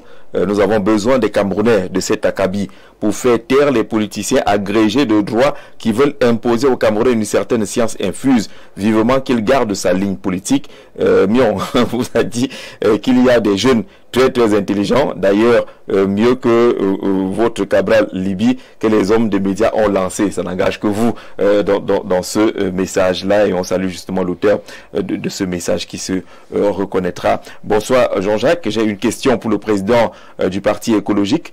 Comme le parti a été créé, on va dire légalisé en 2023 et n'a pas participé aux législatives et municipales 2020, sur quoi se base-t-il pour confirmer sa candidature? Est-ce qu'il peut s'allier à CL, je crois qu'il parle de Cabral Libye, pour une force jeune, Njok Eli, depuis Kinshasa. On vous salue là-bas, du côté de Kinshasa, en RDC. S'il vous plaît, et comment va-t-on rembourser la dette du Cameroun, qui est de plus de 13 000 milliards de francs CFA actuellement? On va aller pas à pas. Sa question, justement, puisqu'au regard du code électoral, vous n'appartenez pas à la première classe, c'est-à-dire les gens qui ont des représentants. Comment vous feriez pour être candidat, puisqu'il faut rassembler soit les 300 signatures, soit alors vous êtes investi par un autre parti politique, et demande pourquoi ne pas faire facile aller avec Cabral Liby. Mais écoutez, je suis déjà très content, mais ce que je vais dire, c'est que le chemin que j'ai fait, ou que nous avons fait, nous les écologistes, au niveau de l'écologie politique au Cameroun, est salutaire. Avant 2015, au Cameroun, on ne parlait pas d'écologie. Je pense que nous avons fait un travail considérable au niveau du syndicat patronat des énergies renouvelables du Cameroun. Et nous avons migré ensuite au niveau de l'écologie politique pour pouvoir proposer aux Camerounais des lois et règlements pour que nous puissions définitivement faire une bonne transition énergétique pour que cette question de délestage, que les Camerounais vivent, qu'ils ne puissent plus le vivre. Il faut des lois et règlements. Ensuite, je me réjouis parce que tous les partis politiques aujourd'hui parlent d'écologie. Et pour moi, c'est une joie, c'est une fierté. Parce qu'avant cela, aujourd'hui, depuis que le Parti écologiste du Cameroun est présent à cette élection présidentielle, on voit que les lignes bougent. Les lignes bougent au niveau des politiciens, les lignes bougent au niveau des citoyens. Et pour nous, c'est déjà un succès. Maintenant, au niveau des candidatures et des élus, on dit que nous n'avons pas d'élus. Vous êtes classé un peu dans la catégorie des candidatures indépendantes. Tout à fait. Oui. Et je pense que la candidature indépendante, c'est une fierté. Ce n'est pas une honte d'être un candidat indépendant à l'élection présidentielle, c'est plutôt une fierté. Et la ferveur populaire que j'ai observée pendant le défilé du 20 mai, dans la région de Mbalmayo où j'ai été, m'a galvanisé. La montée des jeunes, la mobilisation m'a permis de comprendre que nous pouvons clairement, parce que la voix populaire est une voix incontestable, réunir ces 300 signatures qui sont demandées à raison de 30 signatures par région. J'ai été également à l'extrême nord du Cameroun, que j'ai visité, et j'ai fait une formation là-bas dans le domaine du biogaz, également, et j'ai aussi vu la ferveur populaire. Nous travaillons sur le terrain, c'est une forme de campagne électorale pour nous, et je pense que je suis très content de parcourir le Cameroun aujourd'hui pour chercher ces 300 signatures, parce que ça me permet, avant l'élection présidentielle... Vous en avez déjà ? C'est pas encore les moments, mais ça se signale parce qu'on n'a pas encore. Il y a des promesses, il y a des gens qui s'engagent, qui le disent, président, ne lâchez pas, allez-y, on vous soutient, vous les aurez, parce que nous sommes attachés à la démocratie, nous faisons partie d'autres partis politiques, nous sommes d'autres formations politiques, mais on voit que votre combat est salutaire, on se reconnaît dans votre combat, on se reconnaît dans ces problèmes que vous citez, ces problèmes d'environnement, ces problèmes de santé, ces problèmes d'énergie, de délestage, vous apportez la solution, nous en avons besoin. Je reçois ça des élus même d'autres obédiences politiques, ce qui nous permet de dire que nous pouvons clairement avoir ces 300 signatures, parce que la question écologique, voyez-vous, c'est une question transpartisane. Ouais. C'est une question au-dessus des clivages politiques. Il s'agit du Cameroun et des Camerounais. Il s'agit de la vie des Camerounais et des Camerounaises. Il s'agit du bien-être de nos parents. Il s'agit de notre santé. Il s'agit de l'éducation de nos enfants. Il s'agit de l'avenir du Cameroun, c'est de notre avenir. Ce n'est pas une question partisane. Donc, ce qui fait que le combat que moi je porte, beaucoup de Camerounais se reconnaissent, quelle que soit l'obédience politique. Et je vois toute la ferveur populaire et les paroles, les promesses que les élus d'autres obédiences me font. Cela me donne l'ombre d'aucun doute que je serai candidat à l'élection présidentielle. Il y a la question de Kinshasa qui sort sur la dette, qui est de plus de 13 000 milliards de francs CFA. Si vous êtes élu en octobre, vous allez trouver cette ardoise-là. Comment réagiriez-vous? La question de la dette, il faut le dire, la dette, c'est un véritable problème pour le Cameroun, parce que beaucoup de Camerounais sont nés, ils n'ont pas d'emploi, ils ont fait l'école, et ils trouvent que l'héritage qu'ils trouvent, c'est la dette. Il faut l'assumer. Si je suis président de la République, j'assumerai cette dette, parce que lorsque nous sommes président de la République, on fait ce qu'on appelle la continuité de l'État. Et qu'est-ce que je vais faire? Je ne vais pas sacrifier l'évolution des Camerounais au détriment du paiement de la dette. Mais je veux aussi rappeler aux Camerounais, ils doivent savoir que aujourd'hui, le premier budget du Cameroun, c'est payer les intérêts de la dette. Le deuxième, c'est le budget de l'éducation. Vous venez de le dire. Mais déjà, le Cameroun paye une grosse partie de son budget chaque mois pour payer les intérêts de la dette. elle peut être contestable, mais moi, ce que je vais faire, si je deviens président de la République, je vais renégocier cette dette. Parce que la dette se renégocie. Oui. Et c'est là où c'est important d'avoir un changement de régime. Parce que ceux qui ont contacté la dette ne sont pas bien placés pour la négocier. Mais nous qui venons et que nous trouvons cette dette, on a la possibilité de la renégocier. Et c'est important aussi, parce que moi je vais renégocier la dette pour donner une bouffée d'oxygène. Je ne suis pas d'accord que la dette intérieure ne soit pas épuisée avant la dette extérieure. La dette intérieure, c'est quoi? C'est le marché public. Elle est prioritaire. Elle est prioritaire parce qu'elle fait vivre l'économie nationale. Parce que c'est grave là maintenant. C'est grave là maintenant, intérieure. tout à fait. Il faut désengorger la dette intérieure qui sera l'une de mes priorités. Absolument. Donc je pense que nous devons privilégier la dette intérieure, la dette extérieure, que je vais renégocier les échéances pour permettre une bouffée d'oxygène à l'économie camerounaise. Très bien. Ngouabe, depuis Bata, votre question a été abordée tout à l'heure sur le franc CFA, quoique le président s'est suffisamment exprimé sur la question du franc CFA. Monsieur Guillaume, vous avez de bonnes idées et vous dites que tout cela est réalisable en 7 ans. Mais vous parlez vous-même de financer plusieurs secteurs d'activité à la fois. Expliquez-nous de façon concrète où est-ce que vous comptez prendre de l'argent pour porter tous ces projets avec un Cameroun surendetté. De plus, comment allez-vous gérer la pression internationale qui cherchera forcément à vous combattre dans vos idées qui ne sont pas en accord avec les intérêts souhaits depuis Yaoundé? Question d'argent, vous avez de très beaux projets. Vous prendrez l'argent dans un pays surendetté comme le Cameroun, pour résumer sa question. Bah oui, mais ce qu'il faut savoir, qu'on n'a jamais mis un pays en prison parce qu'il n'a pas payé sa dette. Ça, c'est déjà une chose que les Camerounais doivent savoir. Voyou, là. Pas du tout, pas du tout. Ça veut dire qu'on ne peut pas, au détriment de nos populations, faire payer la dette extérieure alors qu'à l'intérieur, on a une dette et que le Cameroun n'arrive pas à manger. Je me refuse. Oui. Je vais privilégier la dette intérieure qui fait tourner l'économie nationale et je vais renégocier la dette extérieure. C'est tout à fait normal. Voilà mon processus. De deux, je vais mener une lutte sans merci au niveau de la corruption. Parce que la corruption fait perdre plusieurs milliards à l'État, et ces milliards qui sont des enrichissements illicites, si nous éteignons les niches de corruption, avec ce que j'appelle la digitalisation, ça fait à peu près 15 à 20 milliards chaque mois que l'État peut recourir. Je prends le cas de la douane camerounaise aujourd'hui. Elle n'est pas entièrement digitalisée. Oui. J'étais encore à Douala il y a une semaine pour observer les processus de dédouanement. Il y a encore du papier qui circule, il y a encore des évaluations qui sont faites à la main qui permettent aux douaniers de s'enrichir. Nous devons faire tout pour éradiquer ces niches de corruption qui vont dégager des milliards et des milliards pour financer tous ces projets et d'économie. C'est pour dire que l'argent est là. L'argent est possible d'avoir de l'argent pour financer ces projets. Bien sûr, l'argent est là. Sans s'endetter encore. Non, pas du tout. On n'a pas besoin. Je prends le cas. Nous avons un sous-sol très riche. Le Cameroun, comme je le dis, a de l'or. Le Cameroun a du gaz naturel. Le Cameroun a du pétrole.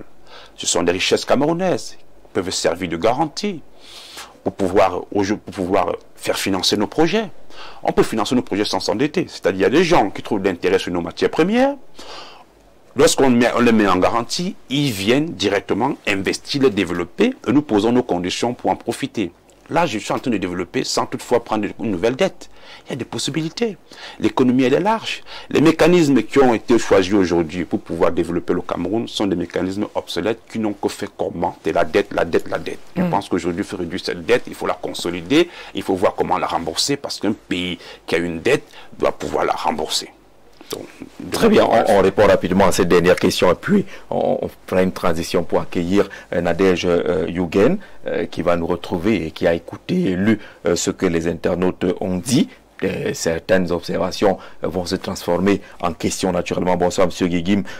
Quelle est la place des deux langues officielles dans votre programme d'une part et d'autre part, que feriez-vous de nos langues nationales pour pérenniser la culture camerounaise? Claver Nano de Yaoundé. Question de la pérennisation de notre culture, de nos langues nationales ou maternelles par rapport aux deux langues officielles.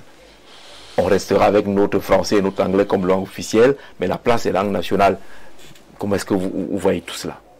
J'ai toujours eu une position cohérente sur la question de la culture et des langues. Je pense que la souveraineté monétaire, la souveraineté d'avoir une langue, c'est quelque chose d'incontestable. J'y suis attaché. Il faut au Cameroun une langue nationale. Il la faut. Et je pense qu'il y a déjà beaucoup de langues qui ont l'alphabet, qui existent. Je pense, je vais souvent à les églises, je vois les chorales chanter en Néondo, en Bassa, en Douala, en Boulou. Je pense qu'également en Bamileke également. Je pense que ça existe déjà et qu'aujourd'hui, il faut une décision courageuse pour qu'une langue nationale émerge au Cameroun. Nous avons des linguistiques. Nous avons des gens capables de faire ce travail. J'ai créé des commissions qui vont travailler. Mais moi, j'imposerai une langue nationale qui sera enseignée au Cameroun dès l'école maternelle pour qu'on puisse encore consolider une fois de plus l'unité nationale et le vivre ensemble. Mais vous ne vous débarrasserez pas du français et de l'anglais? Non, pas du tout, puisque parler plusieurs langues est une richesse. On peut plutôt rajouter. Lorsqu'on est bilingue ou on est multilingue, ça peut pas être un inconvénient parce que la compétitivité, comme je l'ai dit, il ne faut jamais voir tout au niveau du pays. Nous vivons dans un monde global et ce monde global nécessite des compétences globales. Donc, parler plusieurs langues est un acquis, est un avantage, donc on ne peut pas empêcher nos enfants d'apprendre plusieurs langues. Il faut plutôt renforcer, mais avoir une langue nationale est une nécessité pour la cohésion nationale et pour être un pays singulier. Nous prenons une petite respiration, le temps d'installer justement Nadège Yougen pour la partie consacrée aux questions des internautes et des observateurs. On se retrouve derrière.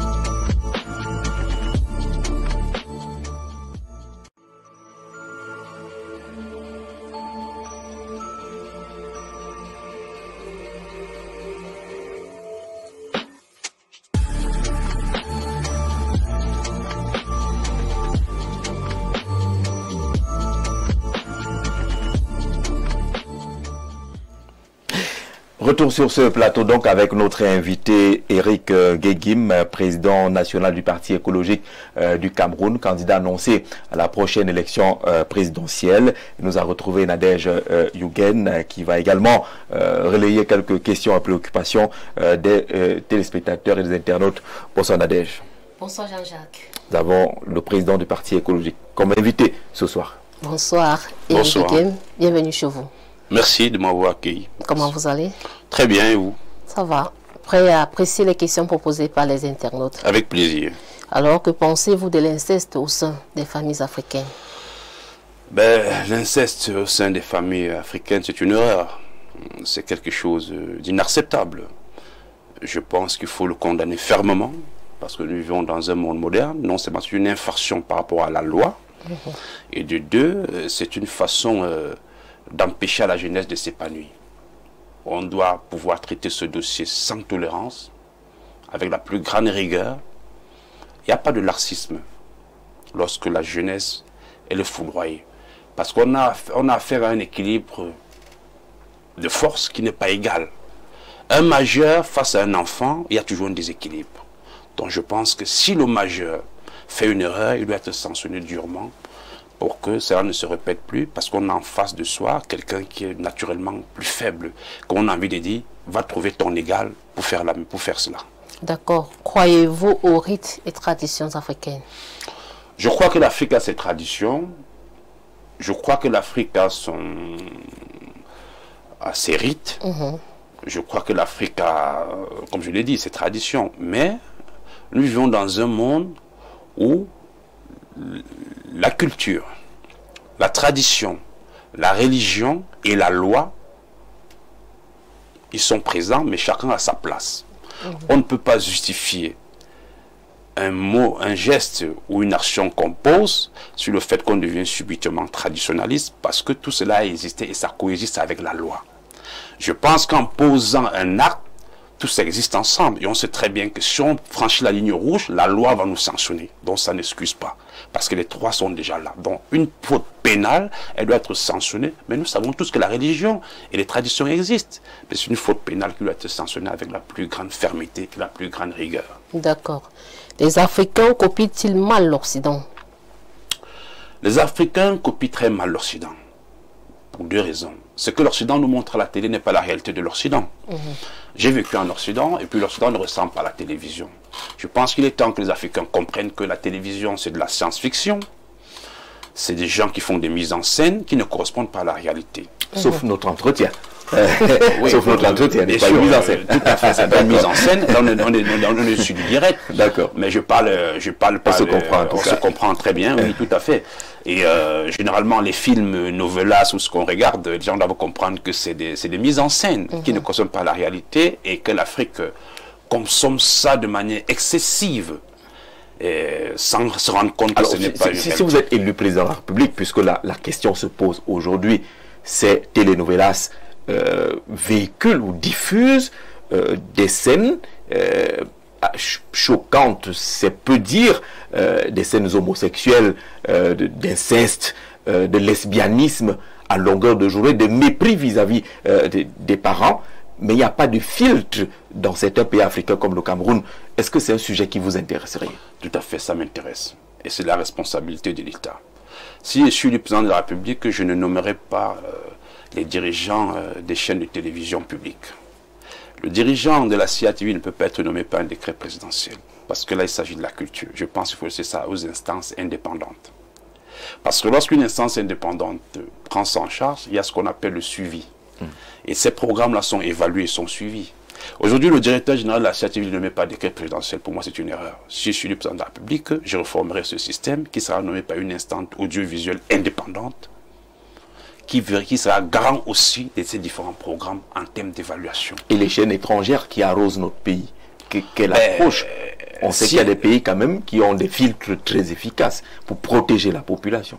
Tout à fait. Je pense que les filtres sont créés par des commissions. Quand j'ai dit que je mettrais sur pied une commission indépendante, bien évidemment, elle sera aussi là pour mettre ces filtres. Comme la haute autorité de l'audiovisuel. Comme la haute autorité, exactement. Comme la haute autorité de l'audiovisuel. Il faut cela. Il n'est pas normal que le directeur de la chaîne publique ou de la radio camerounaise soit nommé par le président de la République. Non. Un décret seul ne suffit pas, parce qu'il faut une entité qui va permettre ce suivi, ce filtrage que vous parlez. Et aujourd'hui, on se rend compte que cela manque drastiquement et on diffuse n'importe quoi à nos enfants. Alors, comment conciliez-vous travail et famille? Travail et famille, je pense qu'il faut... C'est un bon sujet. On ne peut pas détruire la famille au profit du travail. On ne peut pas faire le travail au détriment de la famille et vice-versa. Donc, je fais un équilibre. C'est pour ça que j'encourage les femmes qui travaillent. Je suis partisan que les femmes puissent travailler. Et je pense aussi que la famille, c'est important. Et je pense que l'État doit être garant pour que les femmes puissent travailler, s'épanouir. Moi, je suis un écologiste. Et la place de la femme, l'émancipation de la femme est un point majeur dans mon projet politique. Parce que je pense que les femmes ont un rôle considérable dans la sphère familiale, dans la sphère économique et même dans la sphère culturelle camerounaise. Il n'est pas normal que l'influence de la femme se vit en longueur de journée, mais qu'elle soit complètement absente dans plusieurs instants décisionnels. Ça veut dire que si vous êtes président de la République, on aura une femme Premier ministre, tout à fait. On aura un gouvernement paritaire. Paritaire. Tout à fait. Si je suis le président de la République, je ferai au Cameroun le premier gouvernement paritaire, autant d'hommes, autant de femmes. Ça serait rendre un peu de justice aux femmes, qui sont d'ailleurs majoritaires. Parce que si on veut représenter la société, on devrait avoir plus de femmes que d'hommes, parce qu'elles sont majoritaires. Et aujourd'hui, ce n'est pas le cas. Il y a très très peu de femmes où un gouvernement doit être à l'image de la société. Je pense qu'aujourd'hui, je ferai un gouvernement paritaire, minimum, autant de femmes ou autant d'hommes, pour permettre que cette égalité puisse être visible et nécessaire. Monsieur Guéguim, le phénomène d'insécurité à bord des taxis et espaces publics continue de sévir dans nos régions. Alors, si vous êtes élu président de la République, comment comptez-vous y remédier? C'est une question très importante, parce que la question d'insécurité dans l'espace public est vraiment un problème majeur. La sécurité intérieure, il y a aussi la sécurité de nos frontières. Parce que les Camerounais qui vont au Gabon, qui vont au Tchad, la libre circulation n'est pas appliquée. Or, le Cameroun est l'un des rares pays dans la CEMAC qui a cette libre circulation. Je vois les Tchadiens et les Centrafricains entrer au Cameroun comme ils veulent. Mais quand les Camerounais avec le même passeport CEMAC vont ailleurs, on les refuse d'entrer. Je me refuse. Je vais réformer le statut de la CEMAC, si je suis le président de la République, où il y a libre circulation, où il y a libre circulation. Ça veut dire que chaque pays devrait l'appliquer. S'il ne l'applique pas, on rétablirait des contrôles à nos frontières, parce qu'il n'est pas normal que le Cameroun soit le seul pays. Moi, j'ai fait le Tchad, j'ai fait tous ces pays et j'ai vu comment on traite les Camerounais à la frontière. Je ne suis pas d'accord, je me refuse. Je veux que les lois que tous les chefs d'État, la CEMAC ont signées, puissent être appliquées et respectées. Donc, si je suis élu, la sécurité intérieure, comme vous l'avez dit, avec les agressions, sera renforcée. Il faudra développer ce qu'on appelle la police de proximité. J'ai salué ce projet d'un délégué général à la sécurité nationale qui avait déposé des conteneurs dans chaque carrefour, qui sont encore là. C'était à l'époque pour développer la police de proximité. Oui. Mais ce qu'on remarque, c'est que dans ce conteneur, on boit du vin, on mange du soya. Il y a la bonne vie. Je vois les policiers. Avec les filles. Oui, avec les filles, qui boivent du vin, etc. Je pense que ce n'est pas leur rôle. Donc je veux redévelopper la police de proximité. L'idée était bonne, mais à l'intérieur, on voit des policiers qui font ce qu'ils veulent, sauf être concentrés à la sécurité de nos concitoyens. C'était une bonne chose. La solution pour protéger la jeunesse, pour protéger les citoyens, c'est de développer une police de proximité. Lorsqu'il y a une infraction, quand la police intervient rapidement, ça limite les dégâts. Donc je vais renforcer la police de proximité. Alors vous avez placé l'environnement au centre de votre programme d'action. Est-ce à dire que le secteur ne fonctionne pas? Oui, il y a beaucoup de problèmes. Vous avez vu, il y a de cela encore quelques mois, quelques semaines, les poubelles jongeaient toutes les capitales, toutes les villes du Camerounaises, commençant par Yaoundé. Comment peut-on comprendre qu'une ville comme Yaoundé, qui a autant d'années d'existence, du jour au lendemain, dans chaque coin de rue, dans chaque quartier, nous avons des poubelles remplies? Il y a un problème. Ça montre qu'il n'y a pas une véritable politique qui est mise en place en termes de recyclage, en termes de tri des déchets et en termes de valorisation des déchets. Si je suis le président de la République, de manière fondamentale, je vais instaurer le tri, la collecte d'abord, le tri des déchets et ensuite la valorisation des déchets. Pourquoi? Dans beaucoup de pays aujourd'hui, les déchets constituent une niche importante de ce qu'on appelle les emplois d'avenir. Il faut les valoriser pour aussi diminuer le chômage jeune. Et de deux, j'ai vu les états généraux qui ont été convoqués lorsque la population a commencé à se plaindre des poubelles, parce qu'il faut dire que c'est une demande populaire. L'État ne l'a pas fait, l'État l'a fait de manière contrainte. Ils auront pu penser à longtemps. Ils ont cédé à la pression de la population qui en avait marre des poubelles. Mais j'ai été choqué de ne pas voir les mamans y associer. Pourquoi? Parce que dites-vous, les déchets ménagers, les mamans, nos mamans, jouent un rôle fondamental. Je n'ai pas vu des familles, je n'ai pas vu les mamans associées, des associations des femmes associées à ces états généraux, alors que le tri doit se faire à la base. Dans les maisons, nous avons les pots de bananes, les épluchis de ceci, les bouteilles d'eau, etc. Le tri doit se faire à la base. De telle sorte que quoi? Ceux qui ramassent les poubelles, Isakam par exemple, pour ne citer que celle-là, si elle vient le lundi dans un quartier, elle ramasse exclusivement les déchets ménagers. Mardi, si Isakam vient, elle ramasse les bouteilles vides, plastiques. Le mercredi, elle vient ramasser par exemple le fer, ou bien les boîtes de conserve. Ça permet d'avoir un tri sélectif. Le tri sélectif garantit un coût de valorisation et de traitement des déchets moindre. Parce que lorsqu'on a des déchets sauvages, comme nous avons ici, on mélange tout dans tout, on va dans un coin comme Kolfoulou, on déverse, la valorisation est quasi impossible. Elle est quasi impossible. Je me refuse. Il y a une éducation populaire, un rôle crucial de l'État pour que ce tri des déchets puisse se faire de manière fondamentale. Je veillerai à ce que chaque commune puisse disposer de sacs poubelles et que chaque famille puisse aller là-bas récupérer ces sacs poubelles, peut-être gratuitement ou moyennant une certaine contribution. Mais en tout cas, la majorité sera prise en charge par l'État, par la commune, qui a le devoir de fournir des poubelles adéquate aux citoyens pour que le tri puisse être fait. Je veillerai à cela pour garantir à nos citoyens une bonne qualité de l'air. Parce que voyez-vous, lorsqu'on a des poubelles partout, on a des risques de maladies pulmonaires, la santé est impactée. Lorsqu'on a des poubelles partout, les décharges où on fait là, on a la contamination des sols. Et quand il pleut, dans les poubelles, l'eau qui ruisselle va où? Ça va dans les rivières. Et ces rivières, cette eau, c'est un seul arbre. C'est un bois même. Et ça vient des poubelles sauvages. Or, le recyclage permettra de garantir aussi une certaine qualité de la vie, une qualité de la santé à nos concitoyens. Et c'est ce que je ferai si je suis le président de la République. Pour sortir, quel regard portez-vous sur le football camerounais? Le football camerounais. À cette question, il y a les téléspectateurs qui insistent. Si vous êtes élu, est-ce que vous vous intéresserez à la crise, entre guillemets, entre la fédération et le ministère des Sports? Voilà.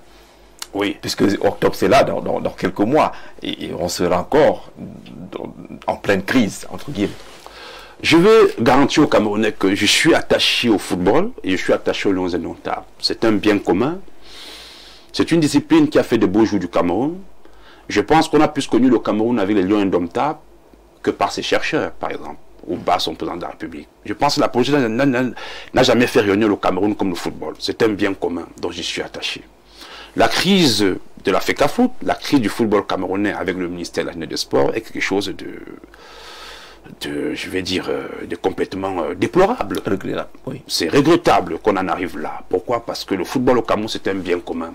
C'est quelque chose qui nous a toujours fait partager de bons moments, qui a été un facteur de sociologie, un facteur de cohésion nationale, qu'on ne peut pas s'amuser avec. Donc si je suis le président de la République, je clarifierai très bien le rôle de la FECAFOOT et le rôle du ministère. Je pense qu'il y a eu plusieurs lois et règlements qui sont entremêlés, qui ont créé une certaine confusion avec des vides juridiques qu'il faudra remédier avec de nouvelles lois beaucoup plus claires avec les prérogatives de la FECAFOOT d'un côté et du ministère de l'autre. Je pense que cela est nécessaire pour qu'il y ait une cohésion nationale. C'est ce que je ferai si je suis le président de la République.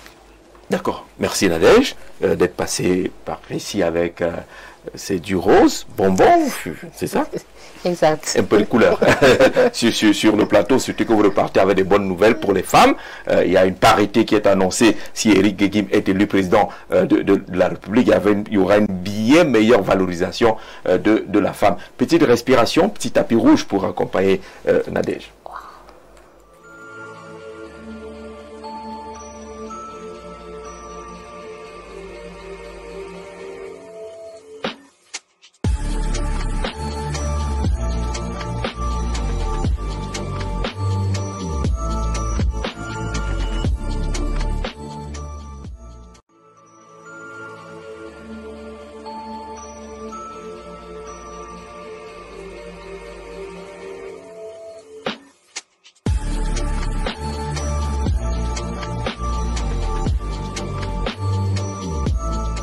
Alors la dernière ligne droite de ce programme avec, on l'espère, quelques minutes additionnelles. Très rapidement, quelques autres messages des téléspectateurs. Si vous êtes élu président, Monsieur Éric Guéguim, comment allez-vous lutter contre la corruption? Vous l'avez déjà dit. Mais est-ce que vous allez appliquer la peine de mort pour les voleurs de la République? Merci beaucoup Jean-Jacques Zé. Il aura la possibilité de réagir très rapidement à cette question tout à l'heure. On va prendre une ou deux en espérant que nos amis des Néo nous permettent d'être reçus 5 sur 5 à la maison. Bonsoir à vous, cher monsieur. Moi, c'est Bomba Lucie d'Afanoyo. Je trouve que monsieur Éric Guéguim est centré uniquement vers son domaine qui est l'écologie.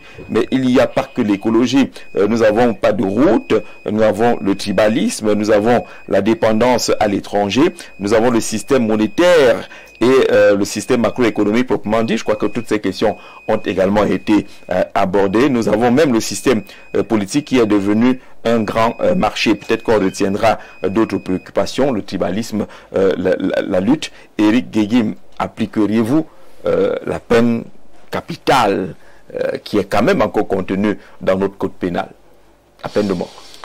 Oui, et si je suis élu président de la République, je suis écologiste, donc je suis de nature progressiste. Je pense que aucun individu n'a le droit de ôter la vie à un autre. Donc, ce qui fait que je suis plutôt partisan de ce qu'on appelle des peines planchées que la peine de mort. Peine planchée, c'est-à-dire quoi? La peine planchée veut dire que lorsqu'on donne la peine à quelqu'un, il ne sortira jamais de prison. Et il travaillera pour lui-même financer sa détention. Ça veut dire qu'un prisonnier qui est condamné à une longue peine, peut-être la peine à perpétuité, il doit faire des tâches en prison, il doit être productif pour pouvoir payer ce que l'État investit pour sa suivi en prison. C'est ça qu'on doit faire. Les gens qui ont des lourdes peines doivent eux-mêmes financer leur détention. Ça ne doit pas être à la charge de l'État. Ça veut dire que quelqu'un qui a une lourde peine doit avoir une activité en prison. Peut-être faire des activités, corvées, comme on le dit vulgairement, des travaux d'intérêt public pour financer sa prison. Je pense que c'est ce qu'il faut faire. Moi, je suis contre la peine de mort parce que je pense que nul n'a le droit d'ôter la vie à quelqu'un d'autre, même si on a des criminels qui ont fait des crimes odieux. Et je pense qu'il faut plutôt les encadrer, les interroger, les faire travailler pour financer leur détention, essayer de comprendre les motivations de leurs crimes pour essayer de mettre des lois et règlements pour empêcher que cela qu'il y ait des récidives et que cela arrive à nouveau. Alors, vous arrivez à la tête de l'État du Cameroun, si vous êtes élu en octobre, vous trouvez que nos prisons sont bondées des victimes des prises de l'opération Épervier dans les cas de détournement de deniers publics. Il y en a beaucoup en prison aujourd'hui. Vous gérez la situation comment? Vous les libérez ou vous faites comment? Ben écoutez, moi, l'opération Épervier, c'est une opération qui fut salutaire. Parce que je pense qu'il fallait lutter contre la corruption. Elle fut salutaire. Elle fut salutaire. Ça veut salutaire. dire qu'elle a glissé à autre chose? Oui, parce qu'elle est quand même controversée, il faut le dire. Et de temps en temps, j'entends les gens disent que c'était aussi un peu une opération à tête chercheuse. Un peu politique aussi. Un peu politique aussi. Et là, ça perd un peu de sa substance. Parce que j'ai toujours pensé que si les gens ont réellement détourné, si cela est avéré, et s'ils peuvent rembourser le corps du délit, ça pourrait être pris en compte dans l'allègement de leur peine. Parce qu'in fine, nous avons besoin que l'argent des Camerounais détournés puisse revenir. Parce que ces infrastructures et ces projets, on a besoin de les financer. Et si les gens acceptent de rembourser le corps du délit, pour moi, c'est plus important pour pouvoir financer les projets des Camerounais. Parce qu'in fine, on sanctionne quoi? On sanctionne l'argent des Camerounais détournés par d'autres Camerounais véreux. Si ces Camerounais acceptent de restituer le corps du délit, je pense qu'on... Ça ne justifie pas l'infraction, mais c'est une manière également pour permettre que l'objectif visé soit atteint. L'argent récupéré et réinjecté, justement. Tout à fait, pour les projets. Il y a un téléspectateur qui interrogeait votre action. Est-ce que vous ne regardez pas la situation des routes? Vous n'avez pas de projet sur le développement du secteur routier? Oui, mais la route et les infrastructures, ça fait partie de mon projet. Il faudrait une grande boucle. En termes d'infrastructure, parce que l'agriculture, par exemple, aujourd'hui le Cameroun perd 60% de sa production parce qu'elle n'a pas d'infrastructure routière. On voit que les champs sont très très éloignés des marchés, ils sont dans des zones enclavées, et que beaucoup de production, beaucoup d'agriculture, ils pourrissent dans les champs, au détriment des routes. On ne peut pas penser à l'émergence du Cameroun sans toutefois assainir notre axe routier. Je pense que les routes occupe une grande partie de mon projet parce que investir dans des routes, c'est de pouvoir ouvrir la route au développement. Et une adage dit, quand la route passe, le développement suit. Donc je pense que dans les routes, je vais faire Yaoundé par exemple. Il faut prévoir des échangeurs pour désengorger nos grandes villes. Yaoundé, Douala, qui sont pleins d'embouteillages. Aujourd'hui, les piétons et les véhicules discutent de la chaussée. Parfois avec les bœufs et les moutons. Et parfois avec les bœufs et les moutons. Parce qu'on le voit. Donc je pense qu'aujourd'hui, il faut un nouveau plan urbain. Il faut essayer d'élargir des villes, surtout construire des échangeurs pour essayer d'engorger la circulation qui est totalement obsolète. Bonsoir Jean-Jacques, et à celui qui est déjà mon candidat. Pour la question des poubelles, en plus de ce qu'il a dit, parlant de l'implication des CTD, la collectivité territoriale décentralisée, il faut ajouter des amendes aux ménages qui ne respectent pas ces dispositions. Jack, depuis Créby, qui vous fait une suggestion, le plus 243, c'est Kinshasa. Une fois de plus jugé, comment le futur président compte-t-il régler le problème du nozo? La question revient plusieurs fois, sous plusieurs formes. Certains parlent du problème anglophone, d'autres disent la crise dans le nord-ouest et le sud-ouest, mais on sait de quoi il s'agit. Quelle pourrait être votre approche de solution pour sortir de cette crise qui dure depuis 2016 pratiquement maintenant? Bon, Jean-Jacques, la crise du nozo, elle a trop duré. Je pense qu'on a assez perdu assez de fils et de filles comme ça. Je pense qu'il est temps que ça s'arrête. Si je suis le président de la République, je vais immédiatement, d'ailleurs je salue la bravoure de nos soldats qui ont fait un travail considérable contre Boko Haram, contre la crise du nozo, pour leur dire que maintenant, la guerre s'est terminée, il faut qu'on s'assied autour d'une table et qu'on essaie de mettre fin à ce conflit. C'est un conflit interne et il n'y a pas lieu de déployer l'armée aussi longtemps pour un conflit interne. L'armée est là pour garantir nos frontières. Elle n'est pas là pour massacrer la population interne. Nous avons la police, par exemple, qui assure la sécurité publique. Pour des conflits internes qui sont... Parce que vous estimez que l'armée a massacré des populations? Non, j'estime que l'armée, la présence de l'armée de manière continue dans un conflit interne est quelque chose qui n'est pas normal. C'est pas appréciable. Ça opprime les populations. Je demande simplement que l'armée rebrousse chemin et qu'on s'assied autour d'une table et qu'on trouve un compromis par rapport à cette crise. Parce que vous estimez que le grand dialogue national n'était pas suffisant, il faut autre chose? Le grand dialogue national n'a pas été suffisant, ça se voit. S'il était suffisant, on n'aurait plus de guerre. Parce que la guerre, elle est toujours là. Elle est toujours là, ça montre que ça n'a pas été efficace. Donc vous êtes pour une autre forme de dialogue? Je suis pour une autre forme de dialogue et je pense que le grand dialogue national n'a pas eu les produits escomptés et je pense que pour régler ce conflit, on finira par s'asseoir autour d'une table parce qu'on n'a jamais réglé un conflit interne surtout, même externe, sans finir par la négociation. Donc il faut s'asseoir autour d'une table. Donc si je suis le président de la République, on va s'asseoir autour d'une table et on trouvera une solution par rapport à ce problème. Parce qu'il y a eu trop de morts, hommes comme femmes, nos soldats, beaucoup de veufs, suite à ce conflit. C'est un conflit meurtrier. Et je pense que les Camerounais ont beaucoup payé, un lourd tribut sur ce conflit, qui est un conflit, je le dis encore, interne entre Camerounais. On a besoin d'ajouter des morts sur des morts face à une situation qui nous concerne. On peut s'asseoir et l'arranger. Si vous êtes qualifié pour cette élection, vous irez battre campagne à Bamenda, par exemple? Mais j'irai battre campagne à Bamenda. Parce que Bamenda, c'est le Cameroun. Je battrai le campagne partout. Je vais vous dire d'abord, moi je suis ingénieur d'énergie renouvelable. Le biogaz, la zone la plus propice pour développer des centrales biogaz qui permettent d'électrifier, c'est Bamenda. Nous avons la technologie. Nous avons les gisements qu'il faut. Donc je pense qu'aujourd'hui, il faut absolument mettre fin à cette guerre parce que le Cameroun n'a pas besoin d'être divisé. Nous avons payé très cher l'union des deux Camerouns. Nous avons voulu l'indépendance, nous avons voulu la réunification, nous avons voulu l'unification. Pourquoi aujourd'hui vouloir maintenant encore sectionner le Cameroun? C'est pas possible. On ne peut pas vouloir une chose de son contraire. Donc je pense que l'unité nationale pour moi est quelque chose de fondamental, d'important, à consolider par tous les moyens. Et je pense que cette guerre du Nozo, elle doit s'arrêter. C'est pour ça que je vois des politiques comme par exemple tout ce qui est isme, ça m'exaspère. Le communautarisme n'est pas quelque chose d'acceptable. Quand je vois des politiques de libéralisme, ceci, fédéralisme, ceci, tout ce qui est communautaire m'exaspère. On ne peut pas avoir longtemps payé du prix du sang pour pouvoir unir le Cameroun. Et aujourd'hui, on a encore des politiques qui pourront créer des communautés, diviser le Cameroun. Non, on ne peut pas. Où sont partis nos héros? Douala Mangabel, Robin Oumniobé, Ernest Ouandjé, ils se sont battus pour l'indépendance du Cameroun, pour l'unification du Cameroun.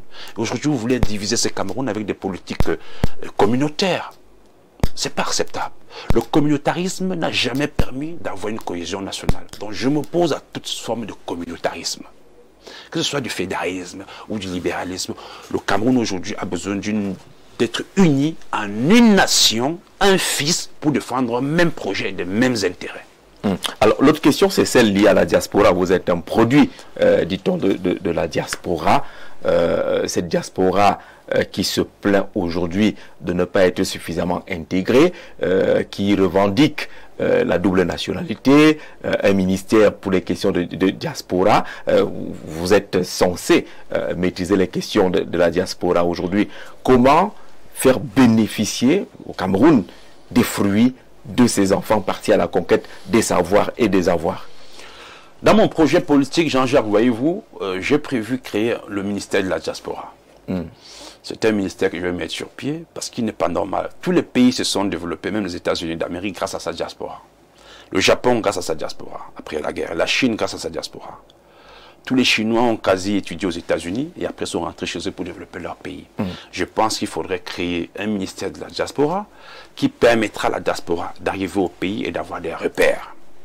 Et dans ce ministère, la diaspora pourrait résoudre des questions d'éducation, des questions de finances, comprendre comment le pays fonctionne, résoudre rapidement les problèmes qui sont confrontés, les questions du foncier, des questions d'investissement, des questions d'industrialisation, des questions de transfert de technologie, des questions. Ce ministère accompagnera la diaspora, qui est une richesse immense. On ne peut pas penser, imaginer, développer le Cameroun sans sa diaspora. C'est pas possible. Aucun pays au monde n'a réussi son développement en excluant sa diaspora. Donc je pense qu'il faut un ministère de la diaspora pour faciliter le retour de la diaspora et surtout son intégration. Donc, et la question de double nationalité, comment est-ce que vous l'aborderiez? Mais la double nationalité, pour moi, la question ne se pose pas. Refuser, j'ai vu des pays refuser la nationalité d'origine de quelqu'un, c'est un crime. Je pense qu'il faut l'accepter.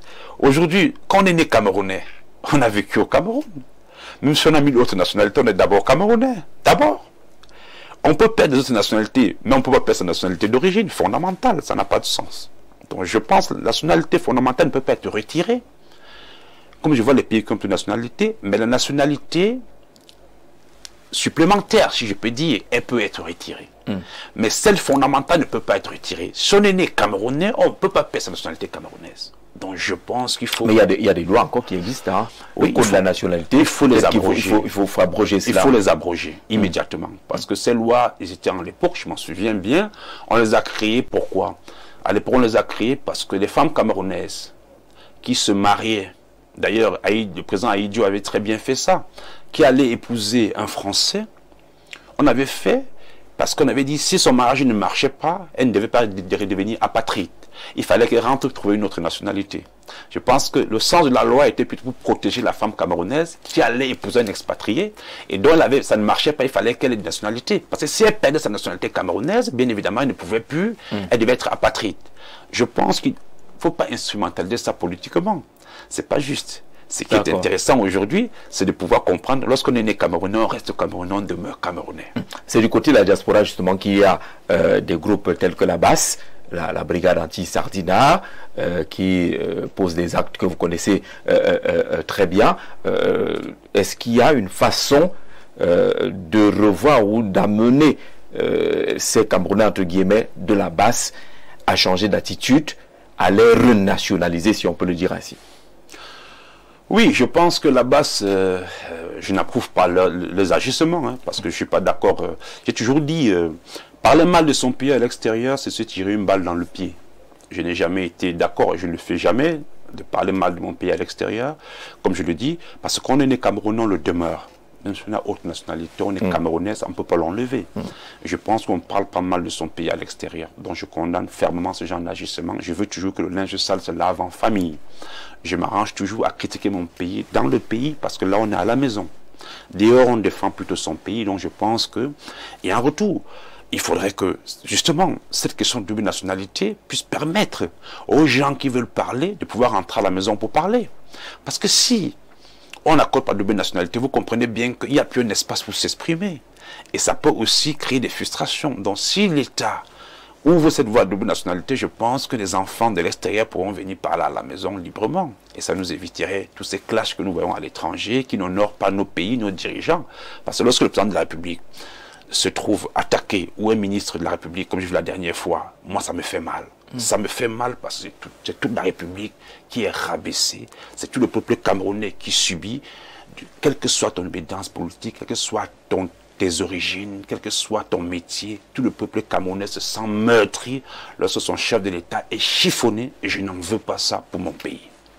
Alors, il y a encore les questions sur l'homosexualité. Est-ce que vous avez déjà répondu à cette question-là? Non, pas clairement. C'est un débat qui a cours. Il y a une loi qui existe, un article qui réprime tout cela, mais le débat reste ouvert et chaque candidat est appelé à s'exprimer là-dessus. Si vous êtes élu président de la République, est-ce que c'est une question qui vous intéresserait? Moi, je suis contre l'homosexualité. Ça, c'est clair dessus. Il n'y a pas de... Il n'y a pas de demi-mesure. Parce que je pense que l'homosexualité, la loi le condamne. Et je pense qu'il faut respecter la loi. Et deuxième chose, moi je suis un fervent catholique.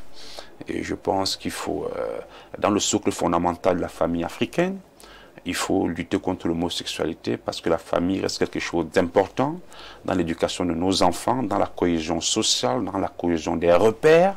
Et je pense qu'il faut condamner ça avec la plus grande énergie. D'accord, on salue Patrice Christ-Nguidiol, qui est également candidat déclaré à l'élection présidentielle, qui vous salue d'ailleurs et qui salue tous les Camerounais, il est le président du mouvement DDHP, qui lutte férocement contre les pratiques telles que l'homosexualité. Il dit qu'il est prêt à faire chemin avec vous si vous rassurez aux Camerounais de punir les actes contre nature tels que l'homosexualité sévèrement, allant à la peine de mort sans être inquiété. Dans tous les cas, le président vient de dire qu'il est contre et qu'il n'y a pas de débat là-dessus. On va sortir de ce programme avec un léger temps additionnel. Nous bouclons plus de 90 minutes d'échange et pas une seule fois vous avez prononcé Paul Biya. Vous l'avez constaté vous aussi? Il ne vous intéresse pas de parler du président Paul Biya, de sa candidature? Ben écoutez, le président Paul Biya, je l'ai rencontré en 2015 à la COP 21. Oui. Et je peux dire, avant mon retour au Cameroun, et j'avais fait une intervention à la COP 21, et je pense que si je suis venu au Cameroun avec l'écologie, le président Paul Biya aussi m'avait quelque part encouragé, parce qu'étant présent à la COP 21, qui était un rendez-vous majeur pour l'écologie mondiale. Alors il m'avait dit qu'il fallait que je vienne faire la même chose au Cameroun. Je suis arrivé au Cameroun, je l'ai fait. Aujourd'hui, j'ai créé le parti écologique. Et je dis que sur ce point-là, il a tenu sa parole, parce que Paul Biya a toujours dit dans ses discours qu'il a voulu qu'on retienne de lui qu'il est le président qui a ramené au Camerounais ce qu'on appelle la démocratie et la prospérité. Je dirais que sur le plan de la démocratie, je peux dire qu'il a réussi, mais sur le plan de la prospérité, je ne suis pas tout à fait d'accord, parce qu'il y a encore beaucoup de Camerounais qui souffrent, il y a encore du chemin. Et sur ce point-là que nous voulons insister, parce que il faut que la prospérité règne, il faut que les Camerounais puissent boucler les fins du mois, il faudrait que les familles puissent se soigner, il faudrait que l'éducation puisse être réelle, il faudrait que l'école publique soit renforcée, il faudrait que les universités nationales puissent être compétitives et que nos diplômes puissent être valorisés au Cameroun comme à l'étranger. Et avec tout cela, comme disent certains, Paul Biya, il doit partir, c'est ça? Je pense que le président Paul Biya fait son temps. D'ailleurs, je pense que lui-même, personnellement, quand j'avais échangé avec lui, je n'ai pas eu un sentiment de quelqu'un qui voulait s'éterniser au pouvoir, parce qu'il avait eu une grande ouverture. Il n'a pas été bloqué lorsque j'ai parlé qu'il fallait créer le syndicat patronal des énergies renouvelables du Cameroun. Il avait accepté l'idée, et quand je suis venu au Cameroun en 2015, cela s'était réalisé. Ça montrait une ouverture. Mais vous voulez pas dire mais allez. Il est toujours là, et je pense que le président Paul Biya a donné ce qu'il a pu pour le Cameroun, il a fait ce qu'il a pu, et je pense qu'aujourd'hui, il est temps qu'il passe la main. Le débat sur son âge ne vous intéresse pas? Il est temps qu'il passe la main. Je pense que quand je dis ça, je dis tout. Je pense qu'il a travaillé, il a donné ce qu'il a pu. Et aujourd'hui, je pense qu'il est temps que le président Paul Biya puisse faire continuer. Et à se reposer. Oui, tout à fait, oui. D'ailleurs, il a dit lui-même que il pourra aller, au moment venu pour aller se reposer au village. Ça veut dire que lui-même, dans un de ses discours, il a ouvert cette porte-là en disant: ne pensez pas que je n'y pense pas, j'y pense très bien. Je suis l'actualité politique, je vois ce qui se passe, je regarde les jeunes leaders, je vois ce qui est proposé, et au moment opportun, je vais me retirer pour passer la main. Il l'a dit lui-même. Oui. Et vous êtes prêt à prendre le relais? Je suis prêt à prendre le relais parce que je pense que l'écologie est une vision nouvelle. Ce que je propose, c'est quelque chose de nouveau et qui touche la vie de tous les jours des Camerounais. C'est l'écologie populaire, c'est la vie de tous les jours, les questions d'énergie, les questions d'emploi d'avenir, les questions de santé, les questions de la famille, les questions de l'agriculture, les questions de sécurité, la sécurité intérieure, contre les agressions, la sécurité de nos frontières. Il n'est pas normal que les Camerounais soient chiffonnés par nos voisins. Non, il faut absolument cela. La question de la sécurité, les conflits ont trop duré. Il faudrait aujourd'hui que la guerre du Nozo, qu'elle cesse. Il y a eu trop de morts. Jusqu'à combien de morts pour arrêter ces guerres? Je pense que c'est un problème intérieur. On peut s'asseoir pour discuter. Je pense que il est temps que l'écologie politique prenne sa place et toute sa place. Je vais garantir aux Camerounais que si je suis élu président de la République, je vais garantir une certaine stabilité, une certaine équité et une certaine égalité dans toute l'action publique. Et la seule valeur qui va me permettre de prendre une décision, c'est de me rassurer que cette décision, elle est juste. Si elle est juste pour nos concitoyens, alors je la prends. Si elle n'est pas juste, alors je ne la prends pas. Le peuple sera l'arbitre. Si je suis président de la République, je donnerai chaque fois la parole au peuple par la voie du référendum qui permet d'avoir exactement ce que le peuple pense sur des questions d'intérêt général, comme les questions de l'énergie, comme la question des impôts, comme la question de l'éducation, comme la question de la santé, parce que l'avis du peuple qui est le souverain, la parole doit toujours revenir au souverain. Merci, Monsieur le Président du Parti écologique du Cameroun, d'être venu ce soir. On espère justement que la suite vous sera favorable, ne serait-ce que pour valider votre candidature. Il y a du travail à faire sur le terrain. Et si validation est acquise, on espère pouvoir vous retrouver sur ce plateau pour clairement encore indiquer votre projet, celui que vous mettez à la disposition des Camerounais. Oui, je vais dire aux Camerounais qui me regardent que votre enthousiasme et votre intéressement à l'écologie politique, ça m'intéresse. Et ça me galvanise de continuer ce combat. Les signatures, on a beaucoup de promesses. Et je vous rassure que je serai candidat à l'élection présidentielle parce que la ferveur populaire, rien n'est au-dessus de cette ferveur. Et toute la jeunesse du nord au sud, de l'est à l'ouest qui se mobilise pour moi, pour la candidature écologiste. Je ne vous décevrai pas et j'attends vos parrainages que vous avez commencé à me promettre pour que je puisse valider cette candidature. La rediffusion de ce programme, c'est dimanche à 7 h sur Info TV. Et puis vous retrouverez sur les différentes plateformes Facebook et autres. Vous pourrez regarder autant de fois que possible ce programme et écouter le président Éric Guéguim développer sur sa vision pour le Cameroun. Mesdames et messieurs, on vous dit merci d'avoir regardé. Prochain rendez-vous vendredi prochain avec un autre invité.